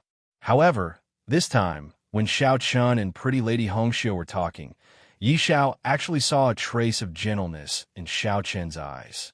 His attitude towards pretty lady Hong Xiu was no longer as cold as before. At least, he was much gentler. Yi Xiao did not know whether Xiao Chen's change in attitude towards pretty lady Hong Xiu was a good or bad thing. As pretty lady Hong Xiu's brother, he naturally hoped that pretty lady Hong Xiu could find someone to rely on in the future. However, Was Xiao Chun the best candidate? Xiao Chun was very powerful and was not any weaker than Yi Xiao. He was also the heir of the seventh realm.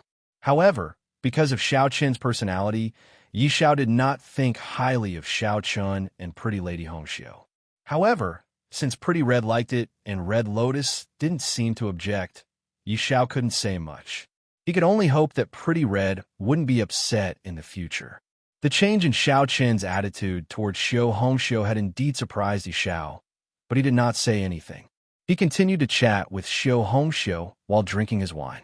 The banquet was not bad, mainly because Hongxiu was very happy. After all, Xiao Chen's attitude towards her had changed a lot, which made Hongxiu very happy. After eating and drinking their fill, Yi Xiao left. As for Hongxiu, she naturally stayed in Xiao Chen's cave residence, as usual. This silly girl now had her own courtyard in Xiao Chen's cave residence. She skipped away. Today was definitely the happiest day of her life. It was not for anything else, but because Xiao Chun was finally not so cold to her anymore. Xiao Chun sighed helplessly as he watched Hongxiu leave. He really did not know what to do with Hongxiu. Forget it. I'll just take it one step at a time. Xiao Chun did not have the time to think about these things at the moment. Increasing his strength and reviving his family were the most important things at the moment. It was also Xiao Chen's only wish at the moment. After a night of silence, Xiao Chun once again immersed himself in cultivation because he had to wait for Luo Li to return. It was still the same self-harming cultivation method, but there were some differences. Pretty Lady Hongxiu was always by his side. Pretty Lady Hongxiu accompanied Xiao Chun almost all the time. She did not disturb Xiao Chun when he was cultivating. Only when Xiao Chun was cultivating, Pretty Lady Hongxiu would personally serve a cup of tea to Xiao Chun. Knowing that Xiao Chun was eager to improve his strength, Pretty Lady Hongxiu would never disturb Xiao Chun when he was cultivating. This silly girl did not want to be a burden to Xiao Chun. With Pretty Lady Hongxiu's company, his cultivation became more interesting. While Xiao Chun was cultivating and waiting for Luo Li's return, 7 days had passed. On this day, Mo Qingshu actually returned to the Black Palace.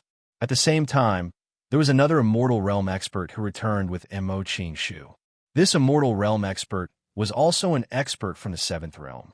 However, because his cultivation was only at the profound Immortal Realm, his status in the 7th Realm was not high.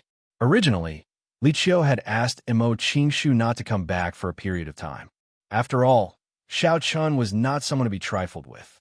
However, Mo Qingshu came back on his own after going out for a while. Of course, Mo Qingshu had his own reasons for coming back. As for this reason, it was because of the Immortal Realm expert beside him. Following beside Mo Qingshu, the Immortal Realm mighty figure said with a flattering smile, "Seeing your brother Mo, you're making a big fuss this time. Why do you care about Amir Jr.? Do you really think Xiao Chun can kill you?" It was because of this Immortal Realm expert's persuasion that Mo Qingshu came back. According to this person, Mo Qingshu was an immortal venerable. How could he be afraid of a junior in the Immortal Realm? Wouldn't that be embarrassing? Moreover, although Xiao Chun was extremely daring, could he really kill Mo Qingshu in the Black Palace? That was impossible. Moreover, if they really fought, would Mo Qingshu definitely lose? Mo Qingshu thought about it and agreed with this person's persuasion. As a dignified Immortal Venerable expert, it was indeed embarrassing that he was scared away by a junior like Xiao Chun. Therefore, after thinking about it again and again, Mo Qingshu came back. After hearing the words of this Immortal Realm expert, Mo Qingshu nodded and said without any change in expression, "You are right. This matter is indeed too complicated. Why should I be afraid of a junior?" At this moment, there was no trace of fear on Mo Qingshu's face. Everyone who followed Mo Qingshu back to the Black Palace had a strange expression on their faces. The matter between Xiao Chun and Mo Qingshu had already spread in the 7th Realm. Many people knew about it. However, Mo Qingshu came back after just a few days. Naturally, everyone felt strange.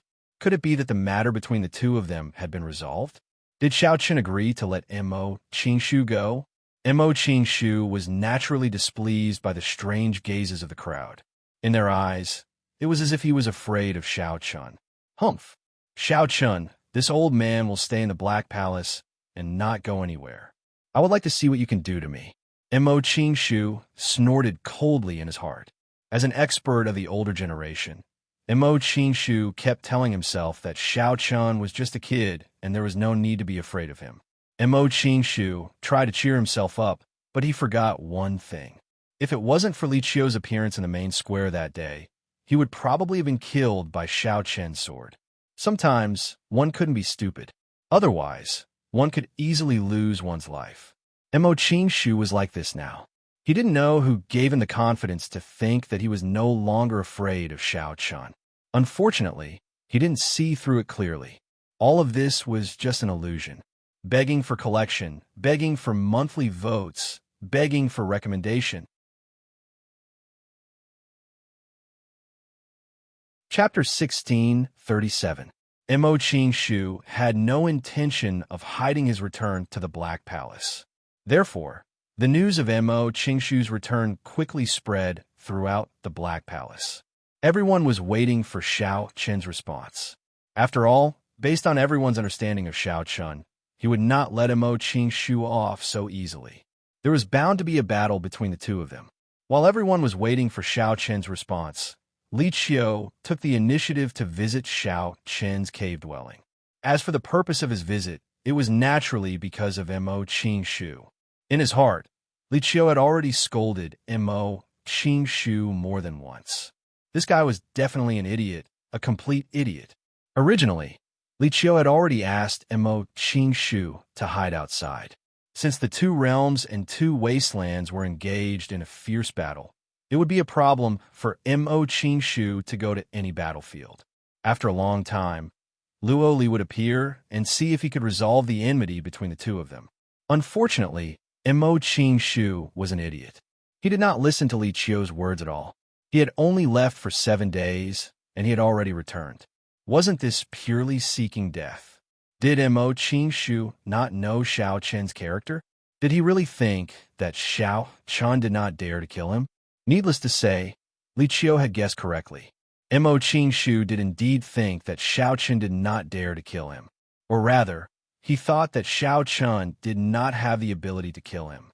If Li Qiu knew what Mo Qingshu was thinking, there was no doubt that Li Qiu would definitely slap this idiot to death. This old man had been trying to think of a way to save his life, but he actually came to seek his own death. There was a saying that you could never save a person who sought his own death. Although he was furious, Li Qiu still immediately found Xiao Chun, hoping that he could be the middleman to resolve the enmity between the two of them. In the courtyard, Xiao Chun, Li Qiu, and Hong Xiu sat around a stone table. Looking at Xiao Chun, Li Qiu smiled bitterly and helplessly. You know about Mo Qingshu's matter? Understood. Hearing this, Xiao Chen did not intend to hide anything and immediately nodded in response. It would be strange if Xiao Chen didn't know that Mo Qingshu had swaggered back to the 7th realm. Seeing that Xiao Chen already knew about Mo Qingshu, Li Qiu said with a smile. Then, Li Qiu wanted to persuade Xiao Chen, but before he could speak, Xiao Chen interrupted him. Elder Li Qiu, there's no need to persuade me. I must kill Mo Qingshu. In Xiao Chen's mind, Mo Qingshu was someone he must kill. He would never let go of just because Mo Qingshu had insulted his parents. If Mo Qingshu hadn't insulted his parents, Xiao Chen might have let him go. However, his parents were Xiao Chen's reverse scale. Since Mo Qingshu dared to insult his parents, he had to die. Upon hearing Xiao Chen's words, Li Qiu revealed a look of helplessness. It seemed like there was no way to mediate. Facing Xiao Chen's determination, Li Qiu cursed Mo Qingshu in his heart. It's all because of this idiot who insisted on coming back on his own. Great. Now Xiao Chen isn't willing to let go. Let's see what you can do. With a helpless smile, Li Qiu already knew that Xiao Chen wouldn't let go. In that case, Li Qiu had no other choice. After all, Xiao Chen wouldn't listen to Li Qiu's orders. Looking at Li Qiu's helpless expression, Xiao Chen didn't want to make things difficult for him. After all, Li Qiu treated him well. Besides, just a few days ago, Li Qiu told him a lot about the dark prison, which could be considered a great help. Xiao Chen didn't mean to make things difficult for Li Qiu. Therefore, after thinking for a moment, he said, "Elder Li Qiu, I don't want to make things difficult for you. How about this? I will have a life-and-death battle with Mo Qingshu. If he agrees, I won't attack him in the Black Palace. How about it?" The Seventh Realm's Black Palace had a pocket dimension specially used for fighting. Xiao Chen could have a life-and-death battle with Mo Qingshu first. If Mo Qingshu agreed, Xiao Chen wouldn't attack him in the Black Palace. In this way, Li Qiu wouldn't be in a difficult position. After all, a life-and-death battle didn't violate the rules of the Seventh Realm. In any force, it was inevitable that there would be grievances. If some grievances couldn't be reconciled, they could only be resolved through a life-and-death battle. Therefore, the Seventh Realm also had a life-and-death battle rule. Of course, this life-and-death battle had to be agreed by both parties. If one party didn't agree, the life-and-death battle wouldn't be successful. Xiao Chen took a step back. With Xiao Chen's character, he would have killed Mo Qingshu as soon as he returned to the Seventh Realm's Black Palace. However, looking at Li Qiu's embarrassed expression, Xiao Chen still gave him face. Hearing Xiao Chen's words, Li Qiu was stunned. He obviously didn't expect Xiao Chen to make a concession. However, after thinking about it, Li Qiu felt relieved. This kid was repaying the kindness of explaining the dark prison to him. Li Qiu smiled at Xiao Chen and said, "That's it then. But don't worry, this old man will make Mo Qingshu agree." Since the grievances between Xiao Chen and Mo Qingshu couldn't be reconciled, and Xiao Chen was willing to give him face by challenging Mo Qingshu to a life-and-death battle. In addition, Mo Qingshu was courting death this time. Therefore, Li Qiu naturally wouldn't make things difficult for Xiao Chen. As soon as Li Qiu said this, it meant that whether Mo Qingshu was willing or not, he could only accept Xiao Chen's challenge. To be honest, Li Qiu didn't have a good impression of Mo Qingshu now. In Li Qiu's heart, Mo Qingshu was an idiot who was so stupid that it was touching. Li Qiu had already thought of a way to save his life, but Mo Qingshu insisted on coming back on his own, which made Li Qiu angry. After all, this had nothing to do with Li Qiu. Li Qiu was willing to help Mo Qingshu because they were from the same sect. But Mo Qingshu didn't appreciate it. Li Qiu didn't intend to care about Mo Qingshu anymore. Hearing Li Qiu's words, Xiao Chen smiled and nodded. Then, Li Qiu left. Not long after, Xiao Chen issued a life-and-death battle invitation to Mo Qingshu. Mo Qingshu didn't intend to hide it. Therefore, when Xiao Chen's life-and-death battle invitation was sent to Mo Qingshu's cave residence, the whole Seventh Realm quickly spread. Everyone knew that Xiao Chen had issued a life-and-death battle invitation to Mo Qingshu tomorrow. Now, they were only waiting for Mo Qingshu's reply. In Mo Qingshu's cave residence, looking at the battle invitation in his hand, Mo Qingshu's face was a little ugly. Although he had expected that Xiao Chen wouldn't be indifferent to his return, he didn't expect that Xiao Chen would issue a life-and-death battle invitation to him tomorrow. Begging for collection, begging for monthly votes, begging for recommendations.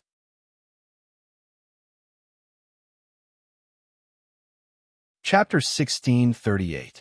Mo Qingshu hesitated as he looked at the life-and-death battle invitation in his hand. After all, once he accepted the life-and-death battle invitation, it wouldn't be a problem even if Xiao Chen were to kill him. Previously, Mo Qingshu felt that his strength wasn't weaker than Xiao Chen's. But at this moment, after seeing the life-and-death battle invitation in front of him, Mo Qingshu began to feel a little apprehensive. Do I really have to have a life-and-death battle with Xiao Chen? Mo Qingshu hesitated. His previous confidence could be said to have disappeared completely. After thinking about it again and again, Mo Qingshu felt that he couldn't accept the life-and-death battle. Since both parties had to agree to it, what could Xiao Chen do to him if he didn't accept it?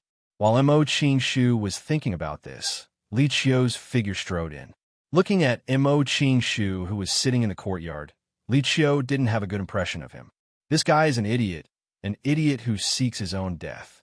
Mo Qingshu's expression turned ugly. But when he saw Li Qiu's arrival, he hurriedly stood up and bowed. Greetings, elderly Qiu. Li Qiu didn't respond. Facing Mo Qingshu's salute, he nodded slightly and asked in a deep voice, "Why did you come back?" Li Qiu was very displeased with Mo Qingshu's decision to return to the Seventh World's Black Palace. He had thought a way to save him once, but this guy didn't appreciate it. Facing Li Qiu's question, Mo Qingshu stammered, "Elder, this..." Knowing that Li Qiu was angry, Mo Qingshu didn't know how to explain himself. After all, this time, Mo Qingshu went against Li Qiu's good intentions. Seeing that Mo Qingshu stammered for a long time and couldn't explain himself, Li Qiu waved his hand and said angrily, "All right, I don't want to listen to your nonsense. You've received Xiao Qin's life and death battle invitation, right? Accept it. Since you came back yourself, you naturally have to face these things. The grudge between you and Xiao Qin is hard to resolve, so you can only have a life and death battle." This time, Li Qiu obviously didn't plan to help Mo Qingshu anymore. Since he came back, he should be prepared to face Xiao Qin. Therefore, he had to accept this life and death challenge. He knew Xiao Qin's character very well. If Mo Qingshu didn't accept the life and death challenge, then Xiao Qin would definitely kill him directly.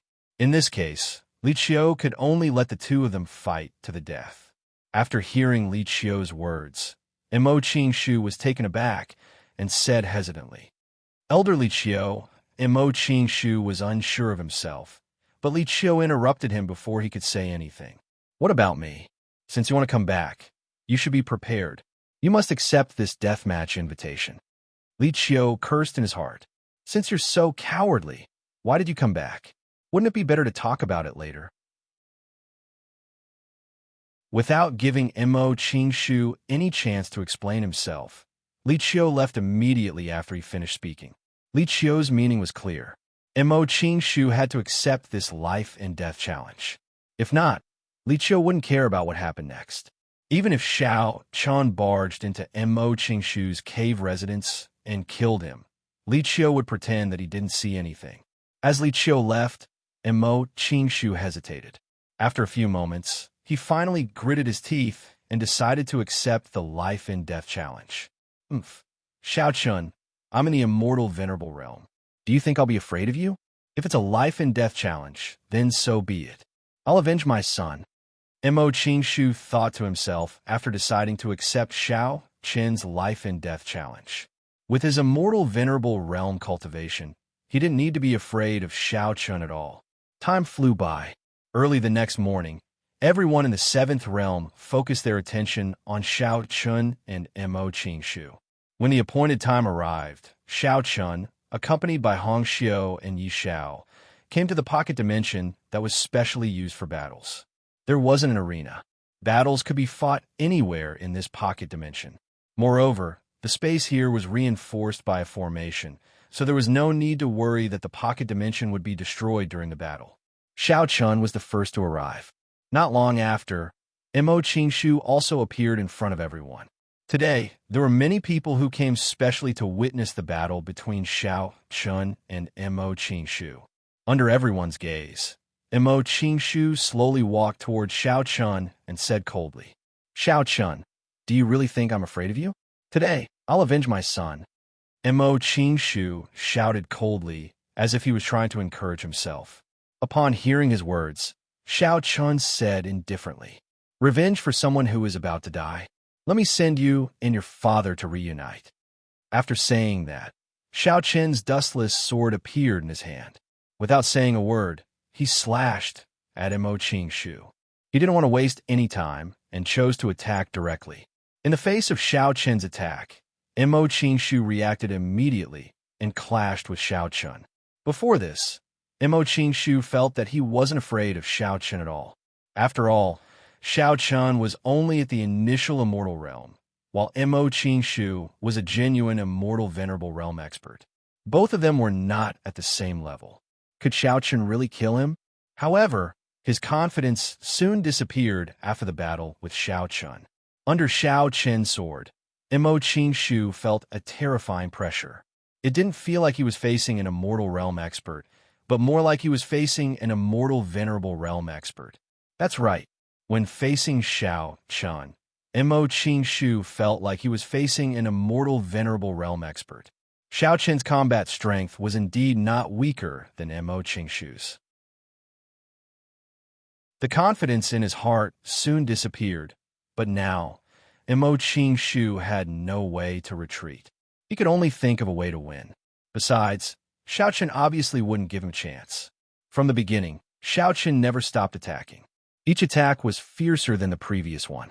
Gradually, Mo Qingshu was suppressed by Xiao Chen.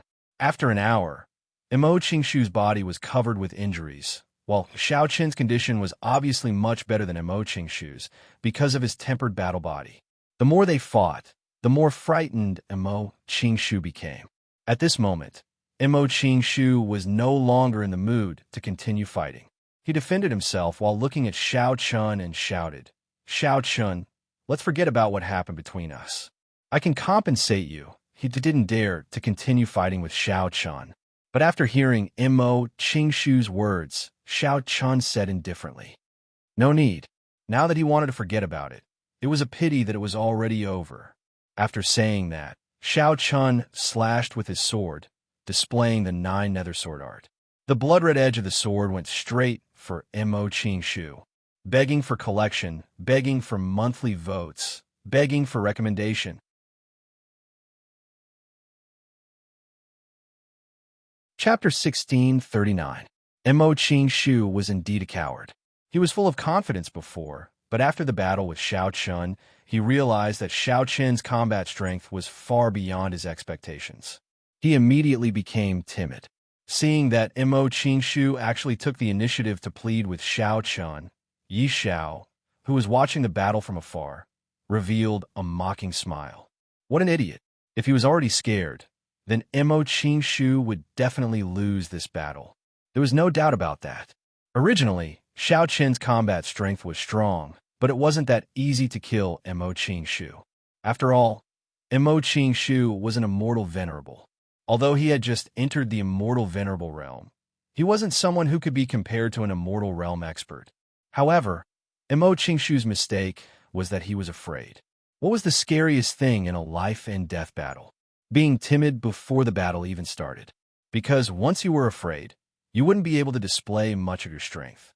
This was the principle that when two rivals meet on a narrow path, the courageous would win. Compared to Mo Qingshu's timidness, Xiao Chen was completely different. He didn't care that Mo Qingshu was an immortal venerable while he was just a small immortal realm expert. From the beginning until now, Xiao Chen's intention hadn't wavered at all. That was to kill Mo Qingshu.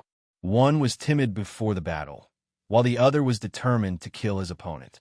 Under such a comparison, the winner was naturally obvious. He didn't intend to hold back at all. After hundreds of moves, Xiao Chen finally succeeded in killing Mo Qingshu with his sword. One could clearly see how intense the fear in Mo Qingshu's eyes was when he was about to die. Seeing Xiao Chen kill Mo Qingshu with a single sword strike, everyone present gasped. However, apart from being shocked, they also knew that the victory of this battle was mostly due to Mo Qingshu himself. If he had the determination and belief to fight to the death with Xiao Chen, the battle wouldn't have ended so quickly, and Xiao Chen wouldn't have been able to kill Mo Qingshu. Therefore, Mo Qingshu could only blame himself. The more afraid he was of death, the more likely he was to die. After swallowing a healing pill, Xiao Chen's body was also seriously injured. After all, in order to kill Mo Qingshu, Xiao Chen didn't hold back at all. She immediately came to Xiao Chen. Looking at Xiao Chen, who still had blood on the corner of his mouth, Hong Xiu's eyes were filled with worry and heartache. She grumbled unhappily, "You don't care about your body at all." The silly girl Xiu's heart ached. Xiao Chen was not careless. After all, Mo Qingshu was an immortal venerable expert. How could he not pay a price to kill him? Xiao Chen didn't. However, he didn't argue with Hong Xiu. Accompanied by Hong Xiu and Yi Xiao, Xiao Chen quickly left this small world. Soon after, the news that Xiao Chun had killed Imo Qingshu spread throughout the Seventh Realm. For a moment, Xiao Chun's status in everyone's heart rose. After all, Xiao Chun had the ability to kill an immortal venerable expert. How could they not be afraid of him? Of course, it wasn't only Xiao Chun. As the heir of the Eighth Realm, Yi Xiao also had the ability to kill Imo Qingshu, who had just entered the immortal venerable realm. After all, the heirs of the Eighth Realm all had monstrous combat strength. Moreover, they had condensed the heavenly immortal mansion. Killing Imo Qingshu was nothing to them. The outside world was abuzz because of the news that Xiao Chun had killed Imo Qingshu. However, Xiao Chun didn't care about it at all. In his opinion, Imo Qingshu wasn't worth his attention at all. Imo Qingshu's combat strength was mediocre, and his mental state was even more fearful of death. Killing such a person wasn't a big deal. Xiao Chun didn't feel proud of it at all. After settling Imo Qingshu's matter, Xiao Chun returned to his ordinary life. While recuperating, he waited for Luo Li's return. According to Li Qiu, Luo Li should be back in 2 days if there were no accidents. In the cave, Xiao Chun didn't cultivate because of the battle with Imo Qingshu. After all, he was still injured. It wasn't a good thing to cultivate forcibly. It was very likely that it would be counterproductive. He accompanied Hong Xiu in the garden and chatted. Of course, Hong Xiu was the one talking most of the time. Xiao Chun acted as a qualified listener. Hong Xiu was very worried about Xiao Chun's hands. Therefore, in these 2 days, Hong Xiu took care of Xiao Chun to the extreme. It made Xiao Chun feel a little helpless. Hong Xiu chattered nonstop beside Xiao Chun. Listening to Hong Xiu, this little girl, talking to herself, Xiao Chun just quietly drank his tea. He rarely interjected. While the two of them were talking, a maid came forward to report that elder Li Qiu had come to visit. Hearing that it was Li Qiu, Xiao Chun immediately asked the maid to invite him. Not long after, Li Qiu walked into the courtyard. When he saw Xiao Chun, he had a gentle smile on his face. He said in a calm tone, "Xiao Chun, the Realm Lord is back." Luo Li was back. Xiao Chun had already guessed this before. However, when he heard this, he couldn't help but feel happy. These days, Xiao Chun had been waiting for Luo Li's return. After all, Wine Taoist was in the dark prison. Xiao Chun naturally wanted to rescue him as soon as possible. "Shall we go now?" Xiao Chun looked at Li Qiu and asked. He was a little anxious. Therefore, Xiao Chun also wanted to see Luo Li as soon as possible. It would be best if he could get a definite answer and see if he could borrow the power of the Seventh Realm to rescue Wine Taoist. Seeing Xiao Chun's anxious look, Li Qiu smiled and said, "Tomorrow, the Realm Lord has just returned. He still has some things to deal with. He doesn't mind spending 1 day, right?" Xiao Chun was a little upset when he heard that, but there was nothing else he could do. After all, 1 day was not a big deal. He agreed with Xiao Chun that the two of them would meet Luo Li together tomorrow morning. Then, Li Qiu quickly left. Xiao Chun didn't know if Luo Li would agree to help him. However, at the same time, in Luo Li's cave residence, Li Qiu immediately came here after leaving Xiao Chun's place. Sitting opposite Luo Li, Li Qiu said with a smile, "Should we help Xiao Chun?" Xiao Chun wanted to save Wine Taoist. Should the Seventh Realm help him? After all, Wine Taoist had nothing to do with the Seventh Realm. Hearing Li Qiu's words, Luo Li smiled. Since he's the heir of the Seventh Realm, how can we not help him? Luo Li had obviously made a decision. Hearing this, Li Qiu didn't object. He immediately changed the topic.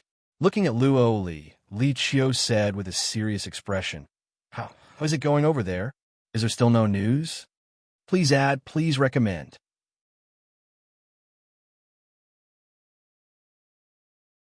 Chapter 1640. Hearing Li Qiu's words, Luo Li shook his head and said, "These guys are really patient. They still haven't made any moves. It seems that we need to add more fuel to the fire." Hearing Luo Li's words, Li Qiu nodded in response. Luo Li had already made a decision about Xiao Chun. The next morning, Li Qiu came early as expected, and then the two went to Luo Li's cave residence together. In Luo Li's cave residence, Xiao Chun finally saw Luo Li, who had returned from outside. Looking at Xiao Chun, Luo Li still had that refreshing smile on his face and said faintly, "Are you going to the Black Prison to save someone?" He didn't beat around the bush at all and went straight to the point. Hearing Luo Li's words, Xiao Chen also nodded truthfully and replied, "Yes." Since Luo Li was blunt, Xiao Chen naturally wouldn't hide it. Seeing Xiao Chen nod, Luo Li nodded slightly and said, "Wine Taoist, he was once your master. Well, you can mobilize anyone who should be in the Black Palace now, including Li Qiu." He directly gave Xiao Chen the power to mobilize all the experts of the Seventh Realm who were now in the Black Palace. Obviously, Luo Li had agreed to help Xiao Chen save someone, and he would do his best to help. Unexpectedly, it was so simple. It was settled in just 2 sentences. Standing in place, Xiao Chen was a little stunned, and he asked unconsciously why. Xiao Chen had thought that Luo Li might have stepped in to help him, but he definitely would not have handed over all the power to him like this. Furthermore, Luo Li did it so decisively without any hesitation. He didn't understand why Luo Li would do this. After all, saving Wine Taoist wouldn't benefit the Seventh Realm at all. Hearing Xiao Chen's words, Luo Li on the main seat smiled and said, "Because you are the heir of the Seventh Realm, your business is the business of the Seventh Realm. Go and prepare well. Don't underestimate the Black Prison. This time, Red Lotus will also help, so I won't do anything. After all, the situation is very tense now, and I still have to guard the Black Palace." Luo Li also knew that Red Lotus had promised to help Xiao Chen save Wine Taoist. Hearing Luo Li's words, Xiao Chen was indeed touched. Because he was the heir of the Seventh Realm, his business was the business of the Seventh Realm. Before, he didn't really approve of the Seventh Realm, but now, Xiao Chen truly approved of the Seventh Realm. At the same time, he was also willing to become the heir of the Seventh Realm. Looking at Xiao Chen, who was frozen in place, his blood-red eyes showed a touch of gratitude. This was an expression that had never appeared on Xiao Chen's face since he came to the Seventh Realm.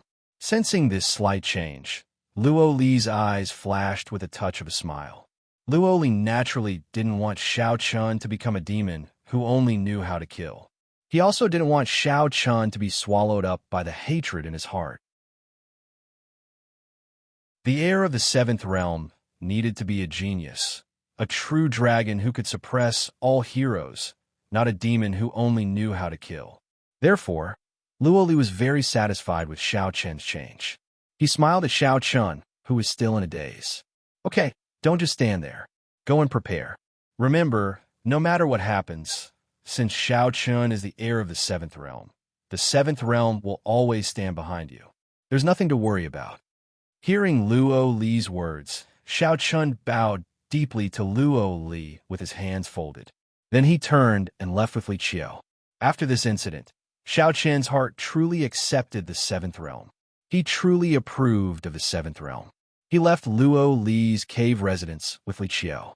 Since Luo Li had already passed the power to Xiao Chen could do what he wanted to do next. When they returned to their own residence, Xiao Chen and Li Qiu sat in the main hall. Looking at Li Qiu, Xiao Chen asked, "Elder, what do you think we should do this time?" Li Qiu obviously knew more about the Black Prison than him. Therefore, Xiao Chen planned to ask for Li Qiu's opinion on the rescue plan. Hearing Xiao Chen's words, Li Qiu didn't keep them in suspense. After pondering for a moment, he said, "I think we shouldn't send too many people. It's best not to send more than 10 people. Otherwise, we'll alert the enemy. Of course, these 10 people must be experts. Their cultivation base must be at least at the immortal venerable realm, and they must be the best among the immortal venerables. In addition, I have another candidate, but I'll have to ask him first. If he joins us, the success rate may be higher." After hearing Li Qiu's plan, Xiao Chen nodded in agreement. Indeed, Xiao Chen did not intend to have too many people take action at the same time. This rescue mission was all about the element of surprise, and too many people would not be good. Xiao Chen agreed with Li Qiu's plan. However, when he heard that Li Qiu had another candidate in mind, he asked curiously, "Oh, who is it?" "The elder of the Eighth World, Gu Feng." Currently, in the Seventh World, only Li Qiu remained in the Black Palace. As the elder of the Eighth World, Gu Feng was the only one who stayed in the Black Palace. As the elder of the Eighth World, Gu Feng's cultivation base and combat strength weren't any weaker than Li Qiu. Both of them had reached the great perfection immortal emperor realm. If they could persuade Gu Feng to join them, the success rate would be much higher. Of course, Li Qiu wasn't sure if Gu Feng would agree or not. After all, Gu Feng was from the Eighth World and didn't need to obey the orders of Xiao Chun and Luo Li. Xiao Qin's eyes flashed with surprise when he heard Gu Feng's name. Indeed, if there were two great perfection immortal emperors and Hong Xiu's mother, Hong Lian, the success rate would be much higher. Seeing Xiao Qin's interest, Li Qiu said with a smile, "But Gu Feng might not join us. I'll have to discuss it with him first." Li Qiu didn't have much confidence in persuading Gu Feng to join them, but Xiao Qin wasn't worried at all, because he had Hong Xiu by his side. Given Hong Xiu's status in the Eighth World, Xiao Qin believed that Gu Feng would have no reason to refuse if she was asked to persuade Gu Feng. It was definitely better to let Hong Xiu persuade Gu Feng than to let Li Qiu do it. Therefore, Xiao Chan said straightforwardly, "Elder Li Qiu, leave Gu Feng's matter to me. Elder Li Qiu will be responsible for selecting 7 people from the Seventh World. They will go to the Black Prison together 3 days later." Persuading Gu Feng to Xiao Chun, Li Qiu's eyes flashed with doubt. Could it be that Xiao Chun and Gu Feng knew each other? One should know that Gu Feng was a stubborn old man. How could Xiao Chun persuade him? Begging for monthly votes, begging for recommendations.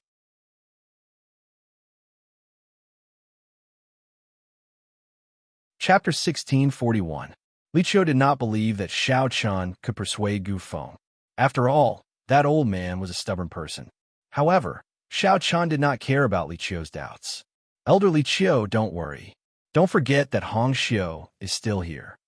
Xiao Chun did not intend to persuade Gu Feng himself. The probability of that happening was too low. Hence, it would be much easier to let Hong Xiu do the job. Li Qiu immediately regained his senses when he heard Xiao Chen's words. That's right. How could he forget about Hong Xiu? With Hong Xiu's status, it would not be a problem for her to persuade Gu Feng. That stubborn old man would not be able to reject Hong Xiu. Li Qiu immediately agreed. He was more familiar with the experts in the Seventh Realm than Xiao Chun. Hence, there would not be a problem for him to pick the people. Soon, Li Qiu bid farewell to Xiao Chun. After all, Xiao Chun only gave him 3 days to prepare. Time was tight. Xiao Chun left the selection to Li Qiu. Then, he went to the backyard to look for Hong Xiu. When she saw Xiao Chun, she quickly said, "My mother has contacted me. She said that we will meet at the Black Prison. She wants you to go and rescue Gu Feng. My mother will help you secretly." Clearly, Hong Xiu had contacted Hong Xiu. Xiao Chun nodded and did not say anything. Then, he told Xiao Chun about Gu Feng. When Hong Xiu heard that Xiao Chun wanted Gu Feng to participate in the rescue mission, she did not think much of it. She immediately nodded and agreed. Then, she rushed to look for Gu Feng. As one of the elders in the Eighth Realm, Hong Xiu was naturally familiar with Gu Feng. Although Hong Xiu did not say anything, she was very worried about Xiao Chen's trip to the Black Prison. Moreover, due to her cultivation, Hong Xiu knew that she could not be of much help. Hence, when she heard that Xiao Chun wanted Gu Feng to help, she agreed without hesitation. At the same time, Hong Xiu secretly decided that she must find a way to persuade Gu Feng to help Xiao Chun. After all, with Gu Feng's help, Xiao Chun's safety would definitely increase. Xiao Chun smiled when he saw Hong Xiu rushing out of the courtyard. This silly girl's affection for him. Xiao Chun was very grateful. Hong Xiu went straight to Gu Feng's residence. He was dressed in a long robe.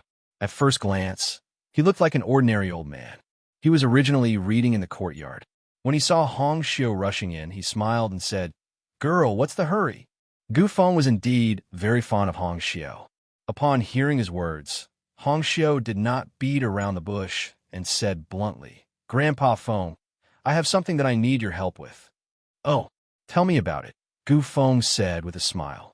Hong Xiu immediately told Gu Feng about Xiao Chen's plan to go to the Black Prison to rescue the Wine Taoist. In the end, she also asked Gu Feng to help Xiao Chun. He did not expect Hong Xiu to ask him to help Xiao Chun rescue the Wine Taoist. As someone from the Eighth Realm, Gu Feng did not know much about the Black Prison. However, there were similar places in the Eighth Realm. After thinking about it, Gu Feng knew that the Black Prison was probably not easy to break into. Gu Feng was not related to Xiao Chun. To be honest, Gu Feng had no intention of helping Xiao Chun. However, before Gu Feng could refuse, Hong Xiu shook Gu Feng's arm and said coquettishly, "Grandpa Feng, please help me. Please help me.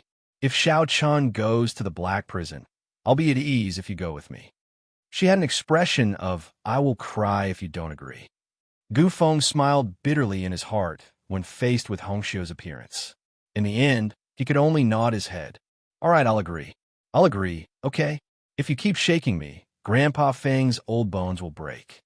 Unable to resist Hong Xiu's coquettish attacks, Gu Feng immediately admitted defeat. Hearing that Gu Feng had agreed, Hong Xiu was immediately overjoyed. She hugged Gu Feng excitedly and said happily, "I knew that Grandpa Feng treats me the best."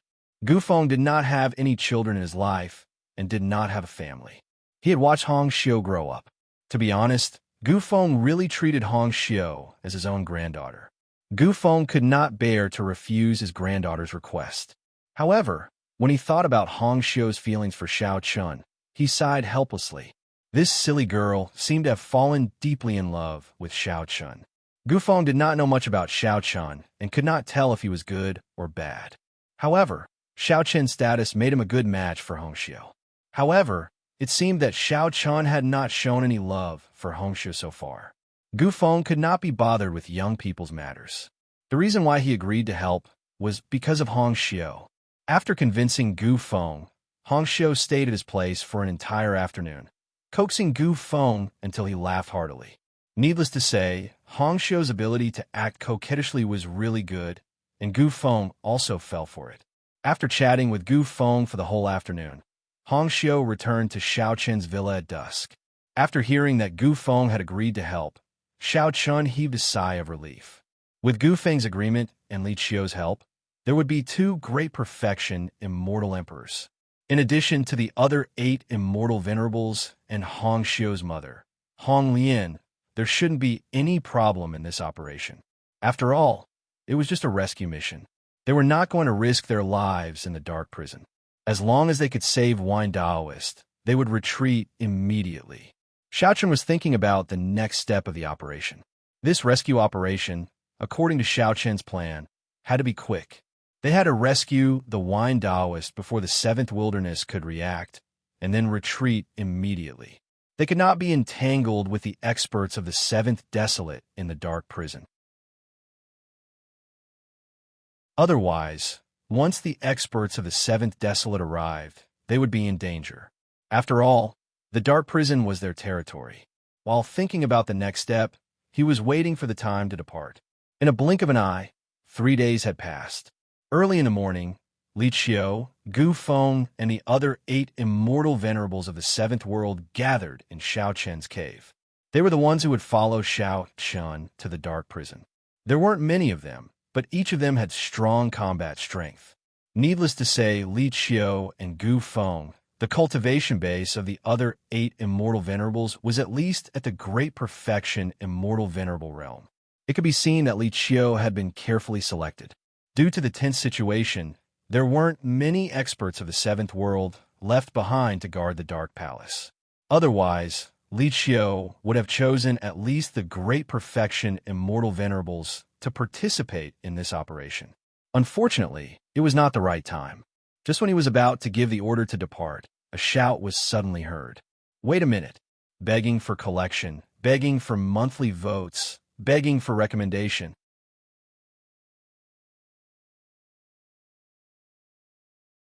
Chapter 1642. Hearing this, Xiao Chun looked out of the main hall and saw Yi Xiao striding in. "I'll go too," Yi Xiao said loudly, looking at Xiao Chun. Xiao Chun didn't invite Yi Xiao, not because he didn't like Yi Xiao, but because of Yi Xiao's status. To be honest, Yi Xiao wasn't weak. He could be said to be on par with Xiao Chun. Plus, he'd been the heir of the 8th realm many years ago. In terms of life-saving trump cards, he probably had more than Xiao Chun. The reason why he didn't ask Yi Xiao to go with him was that Xiao Chun knew how dangerous this trip would be. If anything happened to Yi Xiao, as the heir of the 8th realm, the people of the 8th realm would hate him. He didn't invite Yi Xiao for his safety, but Xiao Chun didn't expect Yi Xiao to come uninvited. Seeing Yi Xiao appear, Xiao Chen's eyes flashed with surprise. Beside him, Gu Feng even shouted, "Nonsense! Go back!" Yi Xiao was the heir of the 8th realm. Other than Red Lotus, he was the second person in the 8th realm who'd condensed the celestial mansion. Thus, Yi Xiao's importance to the 8th realm was self-evident. Of course, in the Hachibara Senkai, the heirs of each realm were very important. For example, Xiao Chan was also very important to the 7th realm. They could lose elders like Gu Feng and Li Qiu, but they couldn't lose heirs like Xiao Chun and Yi Xiao. The reason was simple. The heirs condensed the celestial mansion and refined the power of all living beings. The power of living beings was extremely difficult to find. Therefore, even in the Hachibara Senkai, only the sector master and heir of each realm had formed the heavenly immortal mansion. The others had only formed the earthly immortal mansion. Faced with Gu Feng's scolding, Yi Xiao walked into the hall without a care in the world. With a smile on his face, he said, "Relax, old man Feng.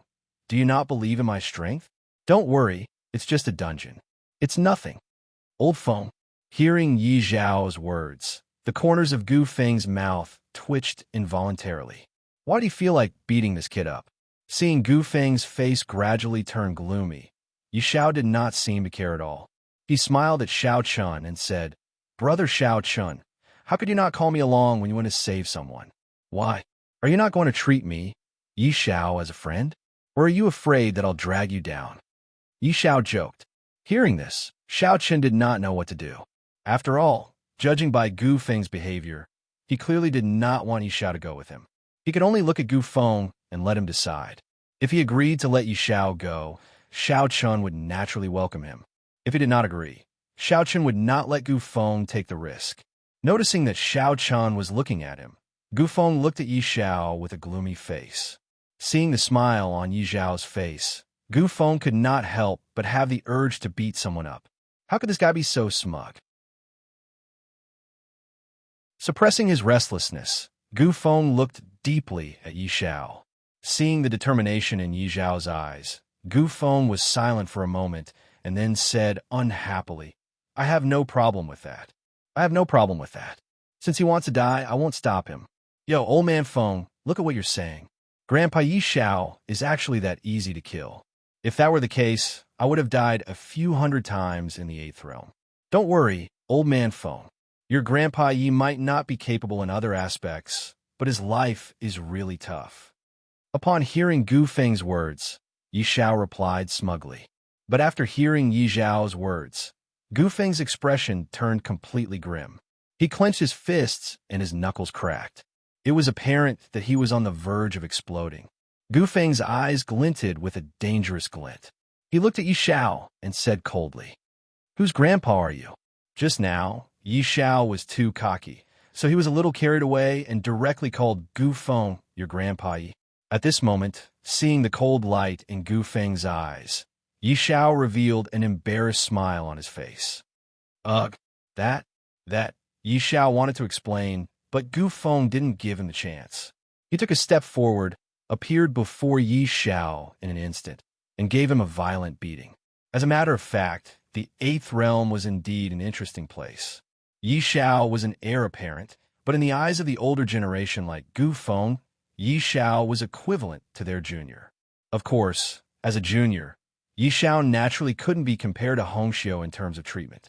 To Hongxiu, the older generation like Gu Feng was afraid that she would melt in their mouths and fall out of their hands. But to Yi Xiao, if they didn't beat him up, he wouldn't amount to anything. Soon, everyone heard Yi Xiao begging for mercy. Grandpa Feng, you're the grandpa, and I'm the grandson. Is that all right?" Gu Feng didn't have the slightest scruple when he took action. Moreover, he wasn't worried about being held accountable by Hong Lian. Moreover, This wasn't the first time Gu Feng had used the night owl. He was very familiar with it. After a round of beating, Gu Feng finally agreed to go with Yi Xiao. After all, given Yi Xiao's strength, he should have enough treasures. At least, it would be very difficult for anyone below the immortal emperor realm to kill Yi Xiao.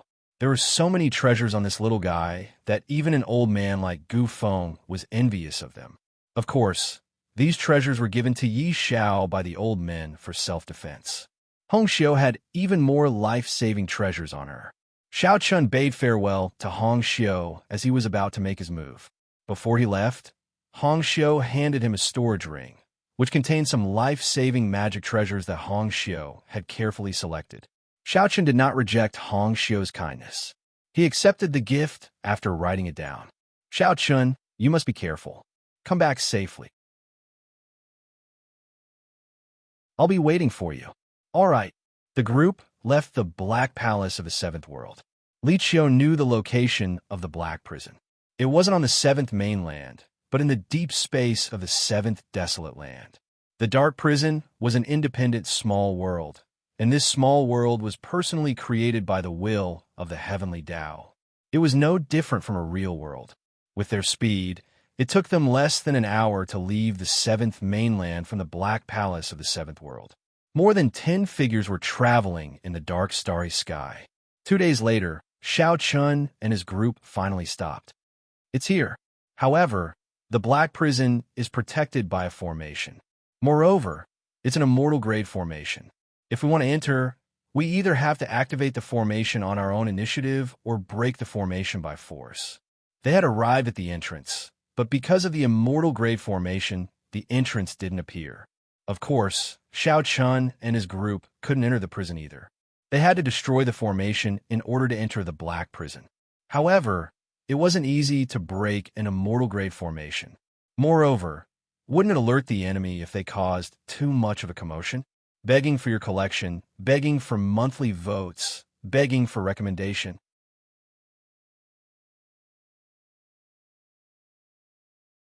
Chapter 1643. The entire Dark Prison was enveloped by an immortal level formation. As a precaution, the immortal level formation in the Dark Prison was always in an active state. In other words, it was basically impossible to sneak into the Dark Prison. One could imagine how much energy it would take to activate an immortal grade formation over a long period of time. Even so, the seventh will of the Heavenly Way still chose to do so. This was because the Dark Prison was the place where the rebels of the Seventh Wilderness were locked up. There was no room for any accidents. Escapes and jailbreaks were not allowed. No one present was a talisman formation master. Therefore, there was only one way to enter the Dark Prison, and that was to barge in with brute force. However, there was a disadvantage to barging in with brute force. An immortal grade formation could not be broken in 1 or 2 breaths. In addition, the immortal grade formation enveloping the Dark Prison was not a low-grade one. Although it could not compare to the top-grade immortal grade Heaven's Extinction formation, it would not be easy to break it. In this way, while everyone was still breaking the formation, the guards in the Black Prison would definitely be fully prepared. At that time, when everyone broke the formation and entered the Black Prison, it would be much more difficult for them to rescue people. There was no good way. However, at this moment, Yi Xiao suddenly spoke. His tone was full of arrogance. It's just an immortal grade formation. Watch your Grandpa Yi break it. He was showing off again. When Gu Feng heard Yi Xiao call him Grandpa Yi, the corners of his mouth twitched unconsciously. He thought to himself, why do my hands always itch when I'm with this kid? I really want to beat him up. When he heard Yi Xiao's words, Gu Feng could not help but have the urge to beat him up. However, Yi Xiao, who was busy showing off, did not notice the change in Gu Feng's expression at all. He took a few steps forward and stood in front of everyone. Then he took out a circular formation disc from his storage ring. At first glance, this formation disc did not look special at all. However, when Li Qiu saw this formation disc, he could not help but say, "This is an immortal grade formation disc." The formation breaking disc was a type of treasure that was inscribed by the formation master. It was used to break talisman formations. Of course, the deciphering here was not the kind of deciphering by brute force. Instead, it was the ability to decipher the formation without anyone noticing. As for the immortal grade formation breaking disc, as its name implied, it was a formation-breaking disc specially used to break immortal grade formations. Who would have thought that Yi Xiao would have such a good item? And after hearing Li Qiu's words, Yi Xiao's act tough king aura could no longer be concealed. Originally, Yi Xiao's character was very flamboyant and sometimes overbearing. He especially liked to act cool. Now that he had even shocked Li Qiu, a great perfection immortal emperor, Yi Xiao's heart was completely at ease. Humph! A mere immortal grade array formation wants to stop your grandpa Yi? Go! Along with his words, the immortal grade formation breaking disc flew out of Yi Xiao's hand and disappeared into the starry sky. The formation breaking disc had already entered the array. Then, ripples appeared in front of everyone like water. Obviously, this was caused by the formation breaking disc breaking the array. Yi Xiao had a calm and confident look on his face. Even though Yi Xiao tried his best to pretend to be an otherworldly expert, no matter how everyone looked at him, they felt that this guy was purely acting tough. Especially Gu Feng. He clenched his fists unconsciously and warned himself inwardly. Hold it in, Gu Feng. You have to hold it in. There are too many people here. Let's talk when we get back. It doesn't matter, even if I skin this brat alive. Others might not know, but Gu Feng knew that the immortal grade formation breaking disc in Yi Xiao's hand was given to him by an elder of the 8th Wilderness. That elder was an immortal grade talisman array master. Coincidentally, Gu Feng was very familiar with that elder. They've been good friends for many years. When that elder gave Yi Xiao the immortal grade formation breaking disc, Gu Feng was also present. This brat's acting cool has reached the level of shamelessness. Those who didn't know better would think that the immortal grade formation breaking disc was refined by him. Gu Feng kept reminding himself that he must hold it in. There were too many people here. If he beat Yi Xiao up, it would have a bad impact on the 8th realm. After all, Yi Xiao was the heir apparent of the 8th realm. He represented the face of the 8th realm. Yi Xiao suppressed the urge to beat Yi Xiao up.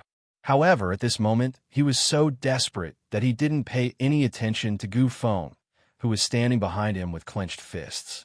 As he watched the talisman array being broken bit by bit, Yi Xiao couldn't hold back his act tough king aura anymore. He burst out laughing insolently. How is it? Now you know how powerful Grandpa Yi is. You didn't want Grandpa Yi to come along. Now you know how useful Grandpa Yi is. Old man Feng, Yi Xiao could be said to be elated. Previously, Gu Feng didn't allow him to come. Now you see? If it weren't for me, Yi Xiao, how could you break this immortal grade talisman array? As he spoke, Yi Xiao looked at Gu Feng proudly. However, when he saw Gu Feng's twitching eyelids, Yi Xiao's heart sank. He cursed inwardly. This is bad. As expected, before Yi Xiao could finish his sentence, Gu Feng had already made his move. He shouted in a deep voice, I can't take it anymore. This brat is asking for a beating. Let's beat him up first. As he spoke, Gu Feng's fist had already landed. After being violently beaten by Gu Feng, Yi Xiao was instantly stunned. He hugged his head and immediately opened his mouth to beg for mercy. Grandpa, I was wrong. Your grandson was wrong. Don't hit him. Don't hit my face. Damn. After another round of beating, Yi Xiao's nose was bruised and his face was swollen. Gu Feng let out a breath of turbid air and said, Phew, that felt great.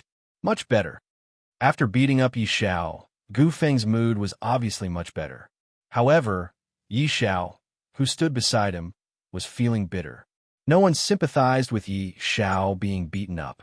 However, this guy was asking for a beating. Even Xiao Qian felt the same way. But at this moment, no one was in the mood to care about this.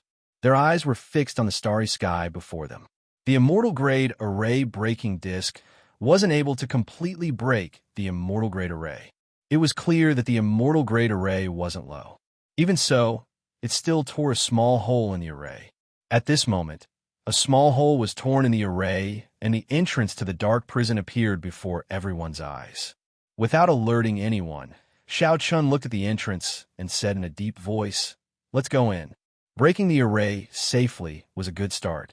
Following Xiao Chen's words, everyone passed through the entrance and silently entered the small world where the dark prison was located. Begging for your collection, begging for monthly votes, begging for recommendations.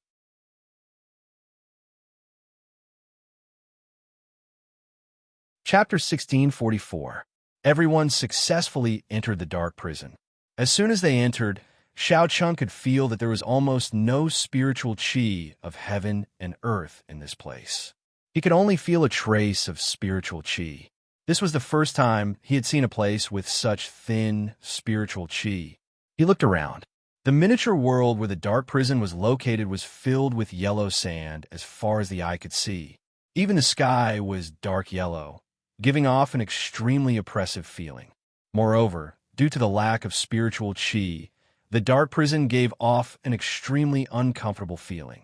He believed that no one would be willing to stay in such a place for too long. The spiritual qi in the dark prison has always been used to strengthen the space to prevent the prisoners from escaping. Therefore, the spiritual qi of heaven and earth is naturally very thin, said Li Qiu. There was a reason why the spiritual qi of heaven and earth was so thin in the dark prison. Upon hearing this, Xiao Chun and the others nodded slightly.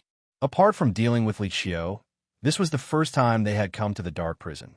They didn't know much about the dark prison. This was only the entrance to the dark prison. There was still some distance before they reached the real dark prison. Moreover, according to Li Qiu, the dark prison was divided into 3 levels. This was only the first level. The Wine Taoist might be imprisoned on the 2nd or even the 3rd level. Therefore, if they wanted to rescue the Wine Taoist, they had to find a way to pass through the 1st level. Li Qiu had only been to the dark prison once. At that time, Li Qiu was still an expert in the 7th Desolate Land. He didn't know much about the dark prison. However, under Li Qiu's lead, the group strolled towards the center of the miniature world. After about 15 minutes, a huge black pagoda appeared in front of them. The black pagoda was very tall and huge, as if it was connected to the heavens and the earth. Moreover, the black pagoda seemed to be directly underground. Not to mention Xiao Chun, it was also the first time that Gu Feng and the other experts of the older generation had seen such a huge pagoda. The huge black pagoda gave off an indestructible feeling just by looking at it from afar. This is where the black prison is located. This black pagoda is able to withstand the attacks of immortal emperors. Therefore, the only way to enter is through the entrance. What we're seeing now is merely the 1st floor of the pagoda. There are still 2 floors below. The Black Tower was built from the top to the bottom, which was different from ordinary buildings. The level was in front of everyone, and it was only the 1st level of the Black Tower. There were still 2 levels below. Just the Black Tower alone already occupied less than 2/3 of the small world's area. When they heard Li Qiu's words, everyone carefully approached the Black Tower. When they arrived at the bottom of the Black Tower, everyone finally experienced the vastness of the Black Tower. When they stood before it, they were simply tiny like grains of sand. It didn't appear at the entrance. After carefully observing the materials of the Black Tower, Xiao Chun discovered that they were incomparably hard. At least, with Xiao Chen's strength, he definitely wouldn't be able to destroy them. The 2 great perfection immortal emperors, Li Qiu and Gu Feng, might be able to destroy the Black Tower, but that would also attract the attention of the guards. Therefore, after a simple discussion, they decided to find the entrance of the Black Tower first and see if there was any way to sneak in. Li Qiu also couldn't remember where the entrance of the Black Tower was. Therefore, they could only carefully search around the Black Tower. However, because the area of the Black Tower was really too big, walking around, it was equivalent to walking around the small world. However, they didn't have any particularly good ideas. After about 2 hours, they finally found the entrance of the Black Tower. Compared to the huge Black Tower, the entrance was very small and hidden. It was only about the height of a person and 2 meters wide. It didn't match the size of the Black Tower at all. There were no guards outside the small entrance, but according to Li Qiu, once they entered the Black Tower, they would probably encounter guards. Moreover, there was no way to avoid them. How could they avoid the guards inside? Or should they just fight their way in? Looking at the entrance of the Black Tower, Xiao Chun fell into silence. At the same time, Gu Feng slapped Yi Zhao's head and scolded in a low voice. "Little brat, why aren't you taking out your treasures? Why are you still hiding them?" After being beaten up by Gu Feng, Yi Zhao had become much quieter. At this moment, no one had a good way to enter the Black Tower, so Gu Feng could only ask Yi Zhao to take out his treasures again. Upon hearing Gu Feng's words, everyone shifted their gaze to Yi Zhao. Facing their gazes, Yi Zhao seemed to have come back to life as he laughed smugly. It seems like we still have to depend on you in the end." It was time for Yi Zhao to show off again. But this time, before Yi Zhao finished his sentence, Gu Feng coughed. Cough, cough. For some unknown reason, Gu Feng couldn't help but want to beat Yi Zhao up whenever he saw him showing off. "Sigh, this isn't a good habit. I have to change it. But Yi Zhao is really asking for a beating. I won't feel good if I don't beat him up."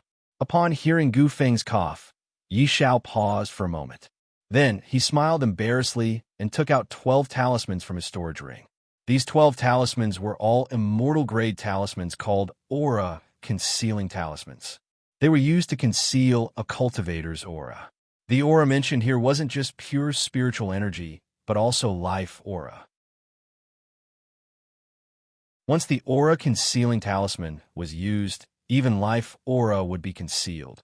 Unless there was a face-to-face confrontation, even immortal emperors wouldn't be able to detect it. According to Li Qiu, most of the guards in the dark prison were puppets from the primordial era. In this case, it wouldn't be difficult to hide from them using the aura concealing talisman. The guards in the dark prison were basically puppets. Of course, there were also cultivators, but there weren't many of them. There shouldn't be more than 10 of them. Moreover, with the war between the two desolates and the two worlds, it was obvious that the seventh desolate will of the heavenly way wouldn't deploy too many forces in the dark prison. Therefore, the aura concealing talisman was definitely a good choice. They didn't expect Yi Zhao to have such a good item. In addition to the immortal grade formation breaking disc, an expert from the seventh world couldn't help but comment after receiving the aura concealing talisman from Yi Zhao. "Yi Zhao's heir, you really have a lot of treasures on you." The expert was obviously envious of Yi Zhao. As an heir of Yi Zhao's heir, there were indeed endless treasures on him. After hearing the expert's words, Yi Zhao didn't have the slightest intention of being modest. He smiled smugly and said, "Of course. Don't you know who I am? People call me the treasure chest. I'm your grandpa Yi. If you follow me, I guarantee that you'll live a good life in the future." Haha. Begging for collection, begging for monthly votes, begging for recommendations.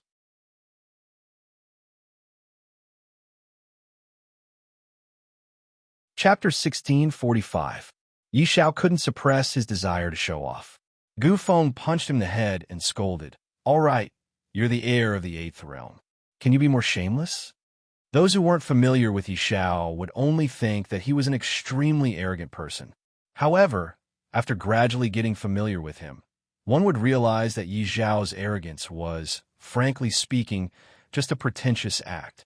Regarding this, Gu Feng felt very helpless in his heart. After all, Yi Zhao was the heir of the eighth realm. He represented the eighth realm. However, this guy, sigh, he had become the laughingstock of the eighth realm. How embarrassing. Sometimes, Gu Feng didn't understand why Yi Zhao was the heir of the eighth realm. What sin had the eighth realm committed to have such an embarrassing heir? Of course, Yi Zhao's talent was indisputable. Therefore, there was no problem for him to be the heir of the eighth realm. After being scolded by Gu Feng, Yi Zhao finally became obedient. He handed out the aura-concealing talismans to everyone. Then, everyone refined them. Soon, their auras were concealed. 6 hours should be enough. During this time, as long as they didn't clash with cultivators or take the initiative to attack, it would be difficult to be discovered, unless they met someone on the level of Luo Li or the will of the heavenly way. However, there shouldn't be any immortal emperors in the Black Prison. With the aura-concealing talismans, the next step was clear. They would sneak into the second floor of the Black Prison, find the Wine Taoist, and rescue him. After refining the aura-concealing talismans, Xiao Chen glanced at everyone and nodded slightly. They came to the entrance of the Black Tower, quietly pushed open the iron door, and walked in carefully. Once they entered the Black Tower, everyone instantly felt as if they had entered another world.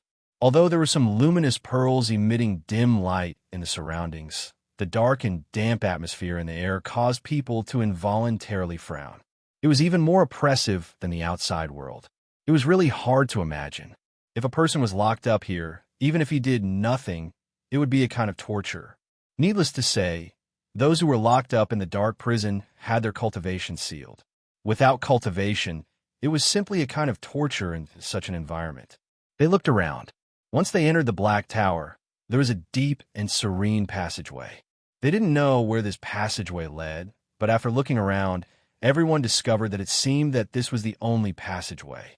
After all, the Black Tower was a prison. It was impossible for it to be so complicated. In fact, there was only one passageway from the entrance to the third floor of the Black Tower.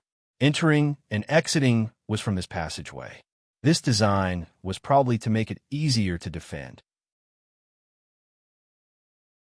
After all, no matter who it was, this was the only passageway to leave the Black Tower. So, the guards only needed to guard this passageway well. After exchanging a look, the group also followed the passageway into the depths of the Black Tower. After walking for just over 100 meters, the group met the first group of guards at a corner. There were two puppets from the immemorial era, and their battle prowess should be at the early stage of the celestial realm. They weren't very strong. After all, this was only the first floor of the Black Tower. The prisoners locked up here were all at the immortal realm. Therefore, the puppets in charge of the first floor were basically at the immortal realm. Although they had used the aura concealing talisman, they still didn't know if it was effective against the immemorial puppets. It couldn't be helped. After a simple discussion, they decided to send an immortal venerable from the seventh world to test the waters first. As for the others, they would hide in the dark and observe the situation. Once something unexpected happened, they would immediately take action and kill the two puppets. Then, they would forcefully enter the second level. Slowly walking out of the darkness, the seventh realm's celestial venerate carefully approached the two puppets. 10 meters, 5 meters, 3 meters, 1 meter. With each step, the immortal venerable from the seventh world was extremely careful. At the same time, he didn't dare to reveal the slightest bit of his chi. When he arrived in front of the two puppets, the immortal venerable from the seventh world heaved a sigh of relief. At the same time, Xiao Chun and the others who were hiding in the dark also felt relieved. It seemed that the aura concealing talisman could indeed hide from the detection of the puppets. In other words, as long as they didn't encounter any real cultivators, they would be invisible in front of these puppets. Of course, the premise was that they didn't actively reveal their chi and couldn't attack. Otherwise, the effect of the aura concealing talisman would be useless. It could perfectly deceive the puppets. Seeing this, Xiao Chun and the others also walked out of the dark and strode towards the two puppets. Facing the crowd, the two puppets didn't move at all from the beginning to the end. As usual, they were guarding the place faithfully, motionless. Since they couldn't detect the presence of Xiao Chun and the others, the puppets naturally couldn't detect their presence. It could be considered a close call. After passing the first level, Xiao Chun and the others gradually became more confident. Xiao Chun and the others continued to walk down the passage. Along the way, Xiao Chun and the others saw many cells. These cells were all made of solid black iron. Furthermore, there was only a palm-sized window on the door. Unless the door was opened or the window was opened, no one would be able to see what was going on in these cells. None of them had the slightest interest in the cells on the first floor. With Wine Taoist cultivation, it was impossible for him to be imprisoned on the first floor. Therefore, there was no point in searching for him on the first floor. They didn't know how long they walked and how many cells they passed. At the same time, Xiao Chun and the others also passed by many puppets along the way. They roughly estimated that there were at least 300 immortal state puppets on the first floor along the way. There were indeed many of them. However, Because of the aura concealing talisman, these puppets didn't discover Xiao Chun and the others at all. They walked all the way to the end of the first floor. Here, Xiao Chun and the others saw a secret room. That's right, this was the end of the first floor. There was no road ahead. It seemed that the passage to the second floor should be in this secret room. Li Qiu didn't dare to be sure about this. After all, he had never been to the second floor of the Black Tower. He had only been to the first floor once. Looks like we can only enter the secret room. I wonder what's in this secret room. Xiao Chan said softly as he looked at the secret room in front of him. However, Yi Xiao said nonchalantly, "What's there to be afraid of? With the aura concealing talisman, those puppets are blind. Begging for collection, begging for monthly votes, begging for recommendations."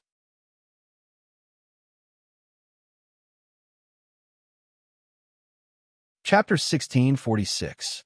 Along the way, everyone passed through the numerous puppets unscathed.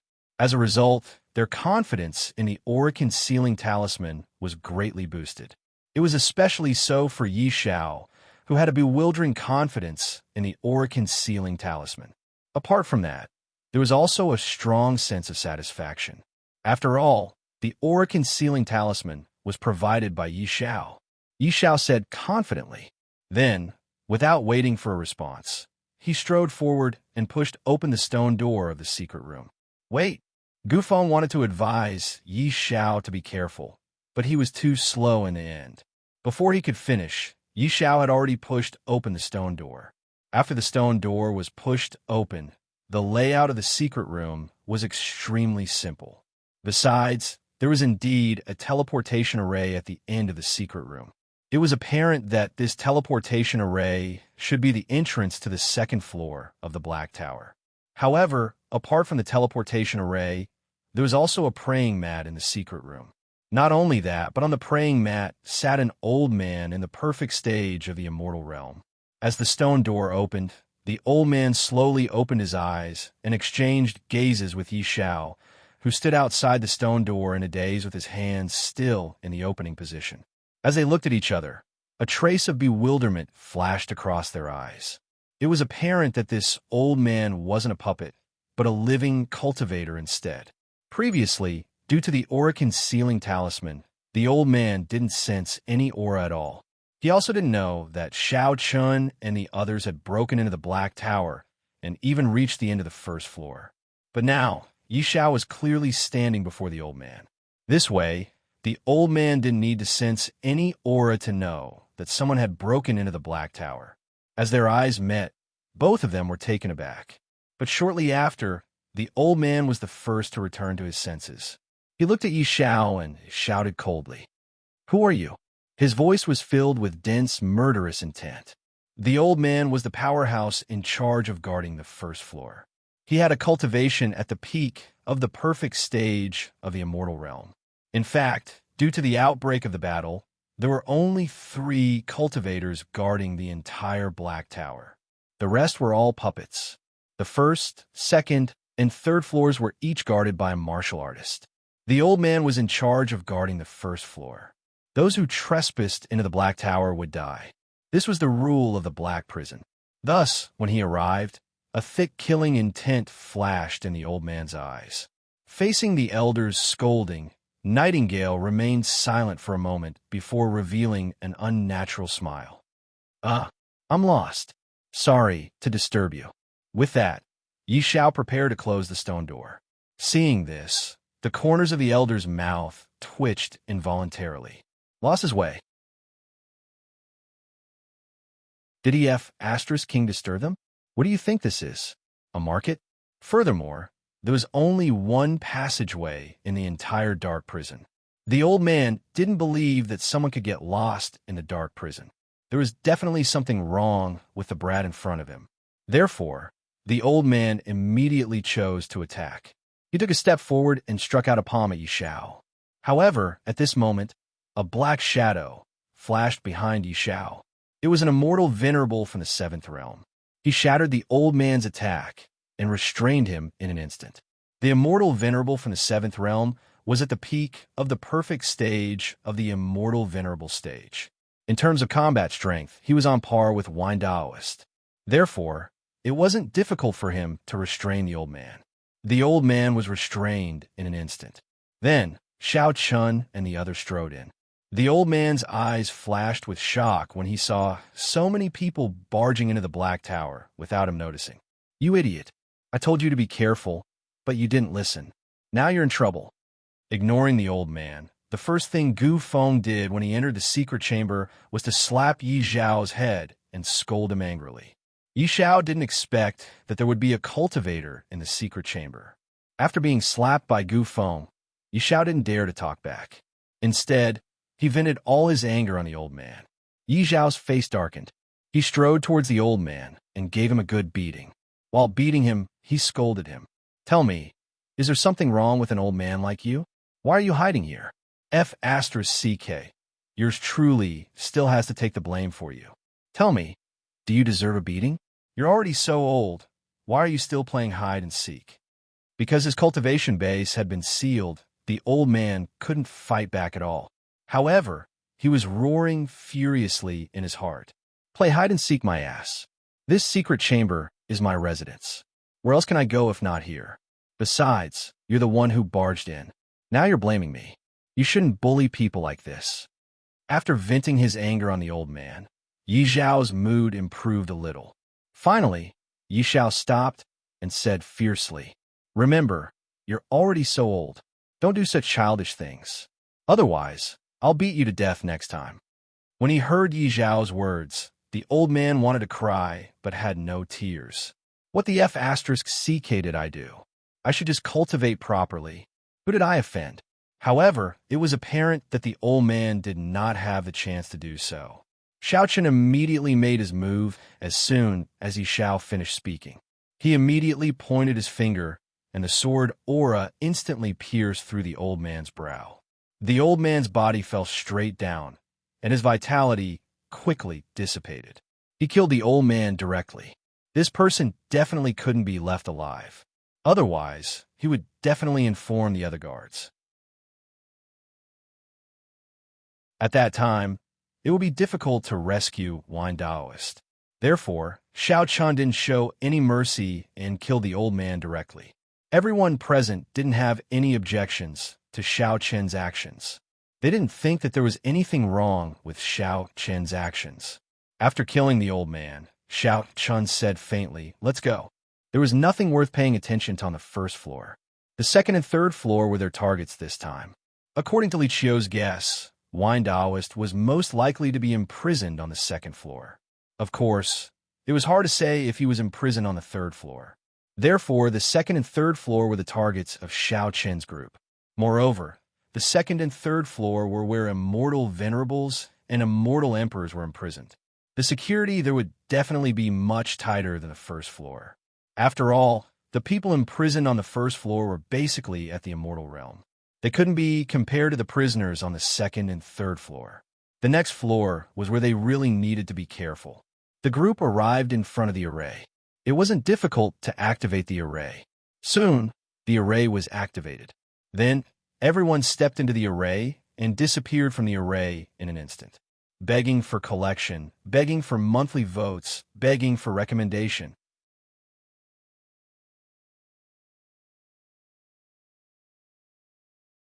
Chapter 1647. The first floor of the Black Tower wasn't dangerous for Xiao Chen's group. With the help of the aura concealing talisman, they smoothly passed through the first floor and entered the second floor through the teleportation array. They thought that the second floor would be the same as the first floor. After all, with the aura concealing talisman, the puppets wouldn't be able to sense the presence of Xiao Chen's group. When they arrived at the second floor, there wasn't any difference between the first floor and the second floor. However, if one were to carefully sense it, they would be able to feel that the second floor was much sturdier than the first floor. The materials used for the two floors were completely different. However, after thinking about it, the second floor was used to imprison immortal venerables. It was understandable that the second floor was more sturdy than the first floor. There was still only one path. As they walked along the path, they soon encountered the first puppet guard. On both sides of the path, there were two puppets standing quietly. These two puppets were obviously different from the puppets on the first floor. They were completely black and glossy. Although they didn't reveal any aura, Xiao Chun and the others could tell at a glance that these two puppets were at the immortal venerable realm. Is the aura concealing talisman effective against immortal venerables? They didn't approach the puppets rashly. Instead, they hid in the dark and observed for a while. An immortal venerables from the seventh realm asked hesitantly. The aura concealing talisman was indeed effective against immortal venerables. However, would it be effective against immortal venerables? Yi Xiao didn't have much confidence in his heart, but when he heard this, Yi Xiao said confidently, "Don't worry. Don't you know who this aura concealing talisman belongs to? It's your Grandpa Ye's product. How could it be ineffective?" Yi Xiao was indeed very confident in the aura concealing talisman. However, as soon as he finished speaking, he received a punch from Gu Feng on his head. It couldn't be helped. Yi Xiao liked to show off. Every time Gu Feng saw Yi Xiao showing off, he couldn't help but want to beat him up. After receiving another punch from Gu Feng, Yi Xiao felt depressed. Why is this old man always going against me? Just you wait. Just you wait. Just you wait. Just you wait. I will teach this old man a lesson when my cultivation base rises. Yi Xiao thought to himself, but that was a matter for the future. Right now, he was no match for Gu Feng. So, Yi Xiao could only be a coward. He didn't dare to talk back to Gu Feng. Seeing that everyone was a little worried, Yi Xiao volunteered to test the two immortal venerable realm puppets. Just like when he first entered the first level, Yi Xiao walked towards the two immortal venerable puppets alone. He wanted to see if the aura concealment talisman was effective against these puppets. Yi Xiao's pace wasn't fast. To be honest, although he was very confident in his concealing talisman, he couldn't guarantee that it would be effective against immortal venerable puppets. Therefore, Yi Xiao walked very carefully, afraid that he would alarm the two puppets. Yi Xiao carefully walked to the front of the two puppets. When he discovered that the two puppets didn't have the slightest movement, he finally heaved a sigh of relief. He thought to himself, "Looks like your Grandpa Ye's aura concealing talisman is indeed of high quality. Even immortal venerable puppets can't see through it." He couldn't help but feel smug. At the same time, he turned to look at Xiao Chun and the others. Yi Xiao said with a smug smile, "Don't worry. Grandpa Ye's aura concealment talisman is absolutely genuine. Mere immortal venerable puppets can't see through it at all." When Yi Xiao said this, those who didn't know the truth would think that he had refined the aura concealment talisman himself. Everyone felt helpless when they saw Yi Xiao boasting again. As they got to know Yi Xiao better, they knew his character very well. This guy was either boasting or on the way to boasting.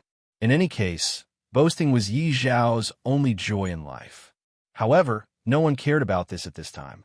After all, the aura concealment talisman was also effective against immortal venerable puppets.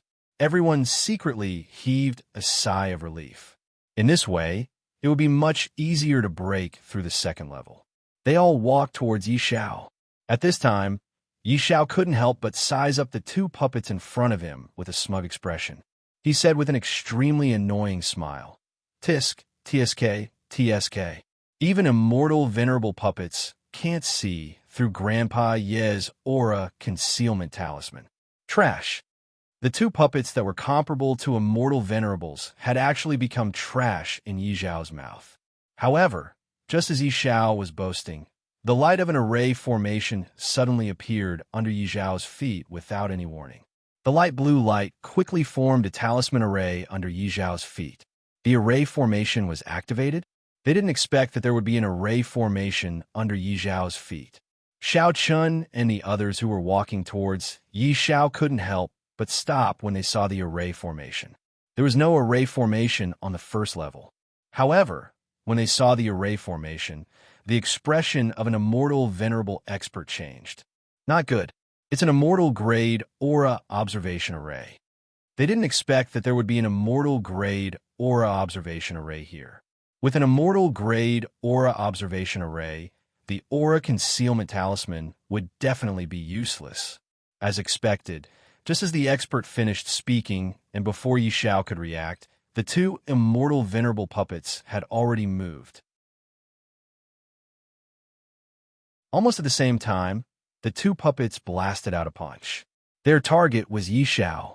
When the two puppets attacked, it meant that the aura concealment talisman on Yi Xiao had been seen through. There wasn't an immortal grade aura observation array on the first level, but there was one on the second level. It seemed that it was impossible to use an aura concealment talisman to rescue Wine Daoist without anyone noticing. After all, the security of the dark prison wasn't weak. Everyone was shocked, but Yi Xiao felt his hair stand on end. He was suddenly attacked by two immortal venerable puppets. Yi Xiao only felt his hair stand on end. He didn't have time to think. He ducked and dodged the attacks of the two puppets in a spectacular manner. F***CK. You too. Master Yi almost died in your hands. Do you know that? Yi Xiao was obviously very displeased with the sudden attack of the two puppets.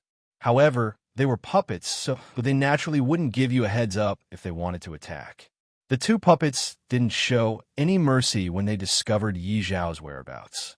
After missing their attack, they didn't give Yi Xiao any time to catch his breath. They took a step forward and immediately chased after him. Puppets didn't have intelligence and didn't have their own thoughts. They would only act according to their master's orders. The orders that these two puppets had received were definitely to guard the Black Tower to the death and kill any intruders without mercy. Begging for collection, begging for monthly votes, begging for recommendations.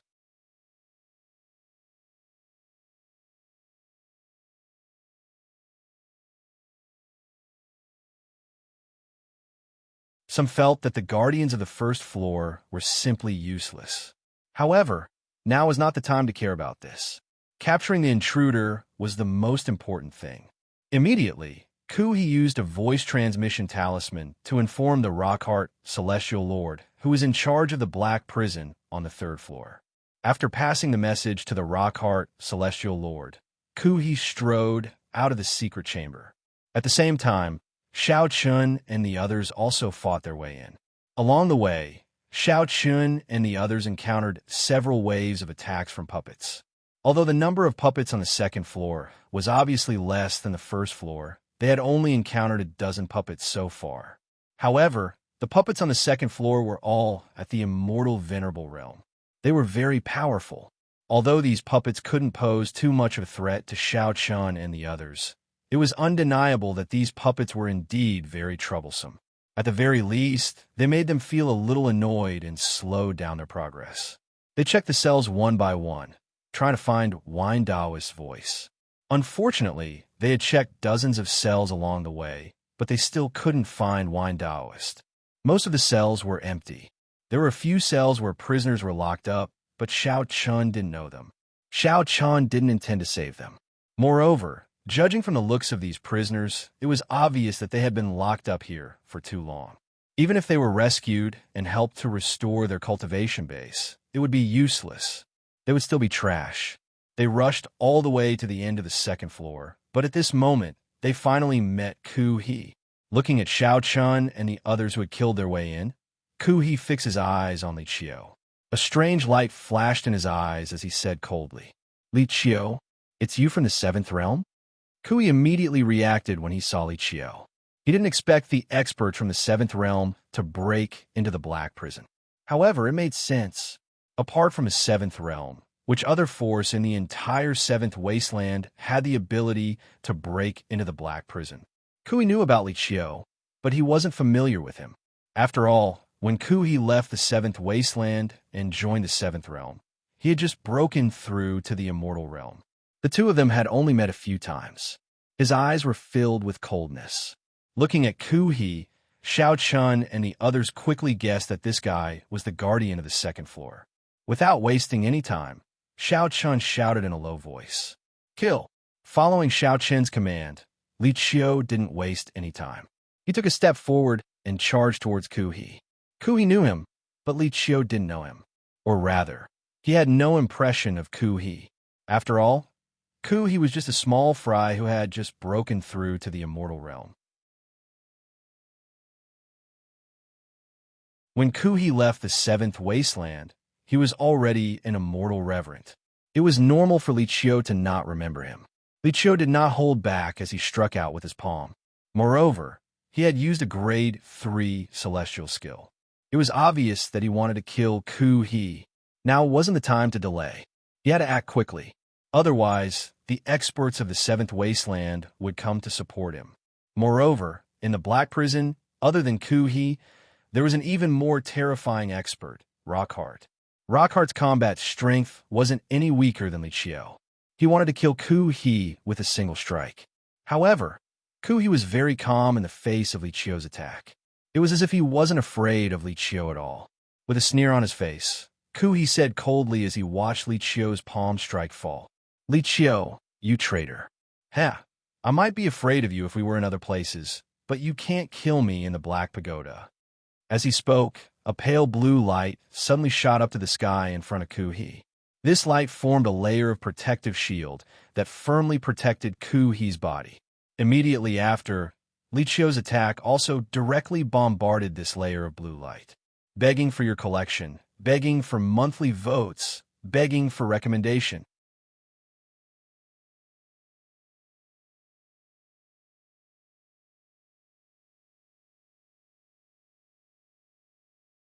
Otherwise, the blue light screen from before would be enough to give one a headache.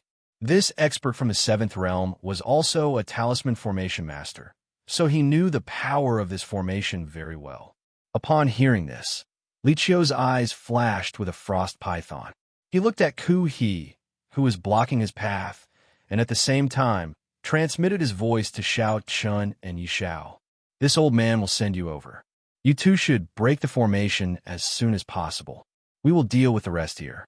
He had already seen that these puppets were unkillable under the protection of the formation. They naturally couldn't go on like this, so they had to find a way to break the formation. According to Li Qiu's guess, the formation should be on the second level. Therefore, Li Qiu and the others would stall here, while Xiao Chun and Yi Xiao tried to find a way to break the formation as soon as possible. Only in this way could they deal with Ku He and the puppets at the immortal venerable realm. Xiao Chun and Yi Xiao nodded slightly after hearing Li Qiu's words. Then, Li Qiu clenched his fist across the air. Xiao Chun and Yi Xiao instantly felt as if their bodies were shrouded by an inexplicable force. Then, without giving them any chance to resist, Li Qiu threw Xiao Chun and Yi Xiao out. That's right, he threw them out at an extremely fast speed. Moreover, they were surrounded by the protection of Li Qiu's spiritual energy. In an instant, they crossed the place where Ku He was and landed steadily. Then, Xiao Chun and Yi Xiao did not hesitate and directly headed towards the depths of the second level. In a flash, they disappeared. Seeing that Li Qiu had sent Xiao Chun and Yi Xiao away, Ku He quickly guessed Li Qiu's intention. His eyes flashed with coldness as he spoke coldly. Li Qiu, do you think the two of them can break the formation on the second level? Humph. The formation that enveloped the entire second level was an immortal grade formation. How could Xiao Chun and Yi Xiao, two brats with immortal realm cultivation, have the ability to break it? Kui's guess was right. Indeed, Xiao Chun and Yi Xiao were unable to break the formation on the second level with their abilities. However, Yi Xiao had an immortal grade array-breaking disc. Therefore, it was not difficult to break the formation on the second level. Of course, the prerequisite was that the two of them had to find the formation as soon as possible. Although He sneered at Xiao Chun and Yi Xiao, he did not let his guard down. With a thought, the two immortal sovereign puppets immediately chased after Xiao Chun and Yi Xiao. Although He did not think that Xiao Chun and Yi Xiao could break the formation on the second level, he still decided not to let them go. After all, these two immortal realm ants were the remnants of the seventh realm. If he had the chance, he would naturally kill them.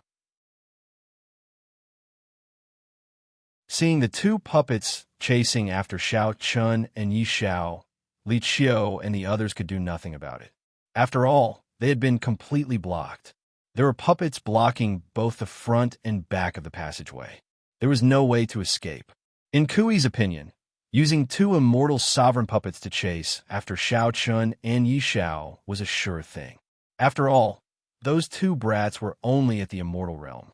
Kui no longer paid any attention to Xiao, Chun, and Yi Xiao. He looked at Li Qiu and the others with a smug look in his eyes.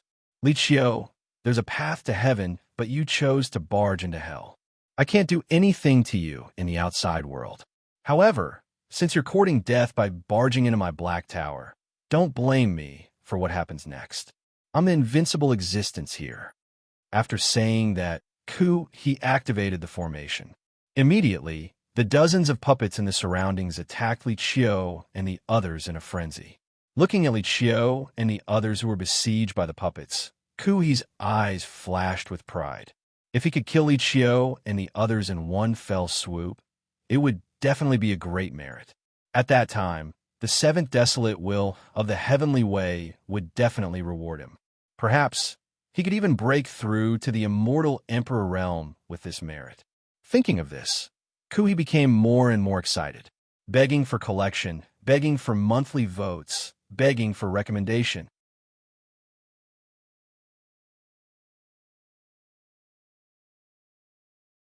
Chapter 1650. Kui was indeed very excited.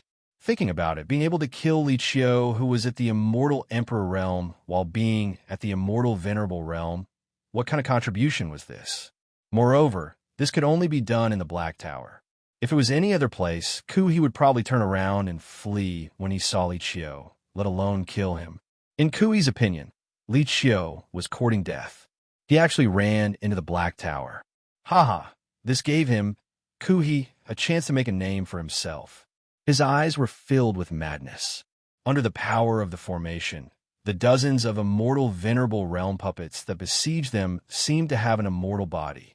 Every time they were defeated, these puppets only needed a breath's time to become lively again under the power of the formation. They couldn't be killed unless they could destroy these puppets in one fell swoop. However, it was impossible for Li Qiu and Gu Feng to do that. After all, although Li Qiu and Gu Feng could defeat these immortal venerable realm puppets, because they were too sturdy, Li Qiu and Gu Feng couldn't destroy them in an instant. As a result, these puppets had an immortal body under the recovery of the formation. Their faces were somewhat ugly. With such a formation, it was almost impossible to defeat these puppets. If this continued, Li Qiu and the others would probably be exhausted to death. They could only wait for the good news from Xiao Chun and Yi Xiao. They hoped that the two of them could break the formation as soon as possible. Only then would they have a chance to win. While Li Qiu and the others were fighting fiercely, Xiao Chun and Yi Xiao were also running towards the depths of the second floor. Along the way, the two of them were sensing the fluctuations of the formation. Since Kui was activating the formation at this moment, there would definitely be fluctuations coming from the formation. By following these fluctuations, they would be able to find the location of the formation. Along the way, Xiao Chun also felt two auras approaching them. Needless to say, they were the two immortal venerable realm puppets that Kui had sent to chase after Xiao Chun and Yi Xiao. They hadn't found the formation yet, but their pursuers were about to catch up. They didn't bother with the two puppets. Right now, the most important thing was to find the formation. If they didn't break the formation, they wouldn't be able to pass the second level, let alone rescue the Wine Taoist. Xiao Chun, I found it, Yi Xiao said excitedly as the two of them sprinted toward the second floor. Finally, he found the location of the array. It was at the end of the second floor. The end of the second floor was different from the first floor. Other than a secret chamber, there was also a small circular plaza. The area of the square was not large, but at this moment, in the center of the square, there was indeed a formation in operation. Rays of blue light were constantly diffusing from the formation. They finally found the location of the formation. Upon hearing Yi Xiao shout, Xiao Chun secretly heaved a sigh of relief. At this moment, the two immortal venerable realm puppets caught up to them. The two puppets were at the entry level of the immortal venerable realm. Upon seeing this, a cold glint flashed in Xiao Chen's eyes. He whispered to Yi Xiao, "Leave this to me. Quickly break the formation." Xiao Chun didn't have an immortal-grade formation breaking disc with him, so the task of breaking the formation could only be left to Yi Xiao. Xiao Qin's task was to stop the two puppets while Yi Xiao was breaking the formation. Upon hearing Xiao Qin's words, Yi Xiao nodded immediately. Don't worry, it's just a formation. It's a piece of cake. This guy was starting to show off again. Xiao Qin didn't say anything about this. Then, Yi Xiao rushed into the square, while Xiao Qin turned around and attacked the two puppets. The two puppets naturally wouldn't retreat in the face of Xiao Qin's attack. They had received the order to kill Xiao Qin and Yi Xiao. Therefore, the two puppets would never stop until the two of them were dead. One could imagine the pressure Xiao Qin felt when fighting two immortal venerable realm puppets alone. After all, Xiao Qin's cultivation base was only at the immortal venerable realm. Even if it was a one-on-one battle, it wouldn't be easy for Xiao Qin to defeat a puppet at the entry level of the immortal venerable realm, let alone two of them. However, there was no other way. Xiao Qin had to hold the two puppets back. Otherwise, they wouldn't be able to break through the second level if the formation wasn't broken. With the Wu Chun sword in hand, Xiao Qin fell into a disadvantageous position as soon as he clashed with the two puppets. He was pushed back by the two puppets with a single blow. Facing two puppets at the entry level of the immortal venerable realm at the same time was a little too much for Xiao Qin. However, Xiao Qin had no other choice. He had no choice but to bite the bullet. Obviously, it was impossible for him to defeat the two puppets alone. As a result, Xiao Qin changed his fighting style. Anyway, Xiao Qin's task now was to hold the two puppets back. Once Yi Xiao broke the formation, the two of them could defeat the two puppets in one fell swoop.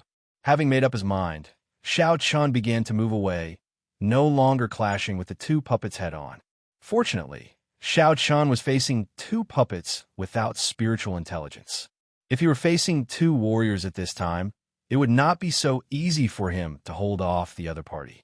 Puppets without intelligence only knew how to complete the task given by their master.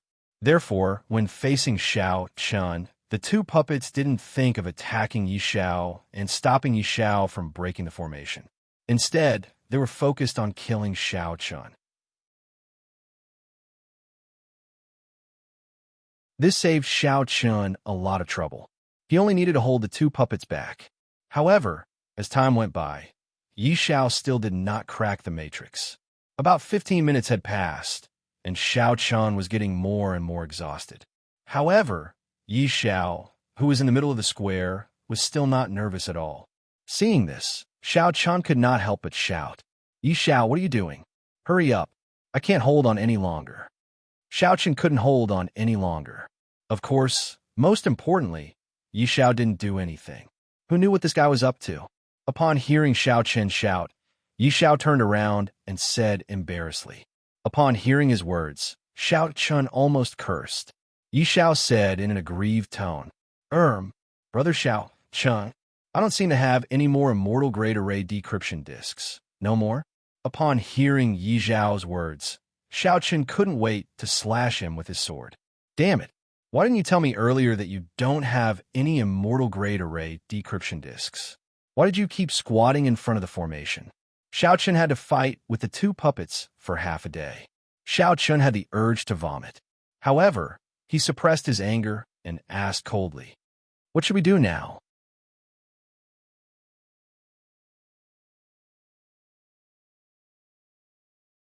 Chapter 1651.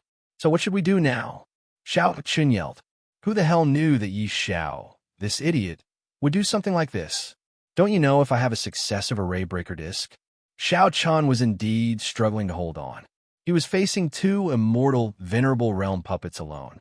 That kind of pressure was extremely great. Upon hearing Xiao Qin's angry yell, Yi Xiao said hesitantly, "Although I don't have an immortal array breaker disc, I still have a sane array breaker disc. I'm thinking if I use a few sane array breaker discs, will I be able to break this array by force?" Yi Xiao didn't have an immortal array breaker disc, but he still had plenty of saint array breaker discs. If he used a few more saint array breaker discs and used brute force to break this array, he wasn't sure if he could break this array. After all this time, Yi Xiao had been struggling with this problem. Upon hearing this, Xiao Qin almost couldn't help but draw his sword and kill him. This guy is definitely a scammer. Xiao Chen resisted the urge to draw his sword and kill him and yelled coldly, "I don't care what you're thinking. Hurry up and break this damn array. If you can't do it, come and help me. I can't hold on much longer." Xiao Chen was indeed unable to hold on any longer. It was already very stressful for him to face two entry-level, immortal, venerable-level puppets alone.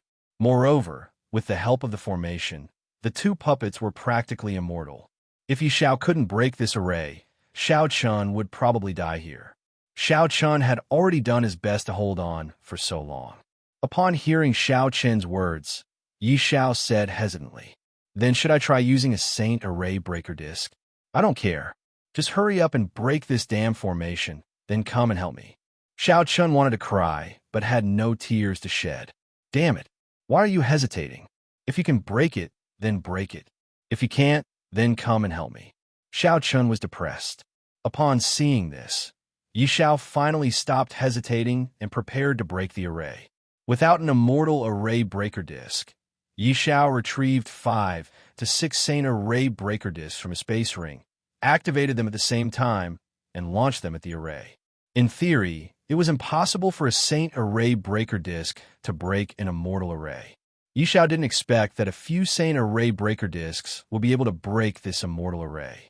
The purpose of these Saint Tier Formation Breaching Discs was to break the balance of the immortal tier formation and cause cracks to appear on it.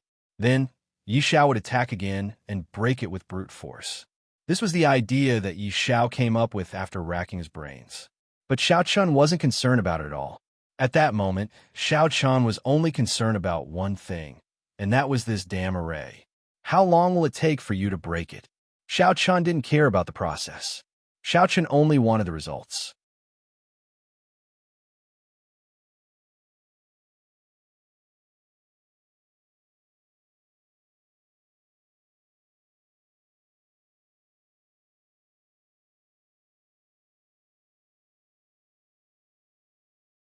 After he finished speaking, Kuhi closed his eyes and looked as though he was waiting for his death. The Seventh Wilderness's immortal stage experts were indeed very loyal to the will of the heavenly way. Looking at Kuhi's, Wine Taoist knew that it was impossible to get anything out of him. Without hesitation, he crushed Kuhi's neck. Given the current situation, Li Qiu did not have the time to slowly interrogate Kuhi. Since Kuhi refused to speak, he could only die. Li Qiu killed Kuhi. With Gu Feng's help, the others quickly dealt with the puppets around them. After dealing with Kuhi and the puppets, the group continued to move deeper into the second level. They did not stop searching for Wine Taoist's whereabouts. However, they did not find Wine Taoist's whereabouts even after they reached the end of the second level and met up with Xiao Chun and Yi Xiao. He was not imprisoned on the second level. Therefore, there was only one possibility left. Wine Taoist was imprisoned on the third level of the Black Prison. There was no trace of Wine Taoist on the second level, so the group could only continue to the third level. After swallowing a healing pill, Xiao Chun had suffered some injuries from the fierce battle with the two puppets. Although it was not very serious, it still affected his combat strength to a certain extent. However, there was no time to treat Xiao Chen's injuries. The group had to rescue Wine Taoist as soon as possible and retreat. Their whereabouts had been exposed. Who knew when the reinforcements from the Seventh Wilderness would arrive? If they could not rescue Wine Taoist before the reinforcement from the Seventh Wilderness arrived, the group would be in a very dangerous situation. Time was of the essence, so Xiao Chun did not have time to treat his injuries. He swallowed a healing pill and followed the group to the secret chamber. Just like the first level, there was a secret chamber at the end of the second level. Moreover, there was a teleportation formation that led to the third level in the secret chamber. The third level was the most heavily guarded place in the entire Black Prison. It was said that the people imprisoned there were all immortal emperors. Even Li Qiu had never been to the third level. His understanding of the third level was only based on hearsay. Everyone knew very little about the third level of the Black Prison. However, they had no other choice but to force their way in. Without hesitation, they activated the teleportation formation and rushed to the third level. While everyone was breaking through the second level, a skinny old man who was sitting cross-legged with his eyes closed on the third level slowly opened his eyes. A cold, killing intent flashed in his eyes. The old man was none other than the owner of the Black Prison, Rockhart. Rockhart had been in charge of guarding the Black Prison ever since it appeared.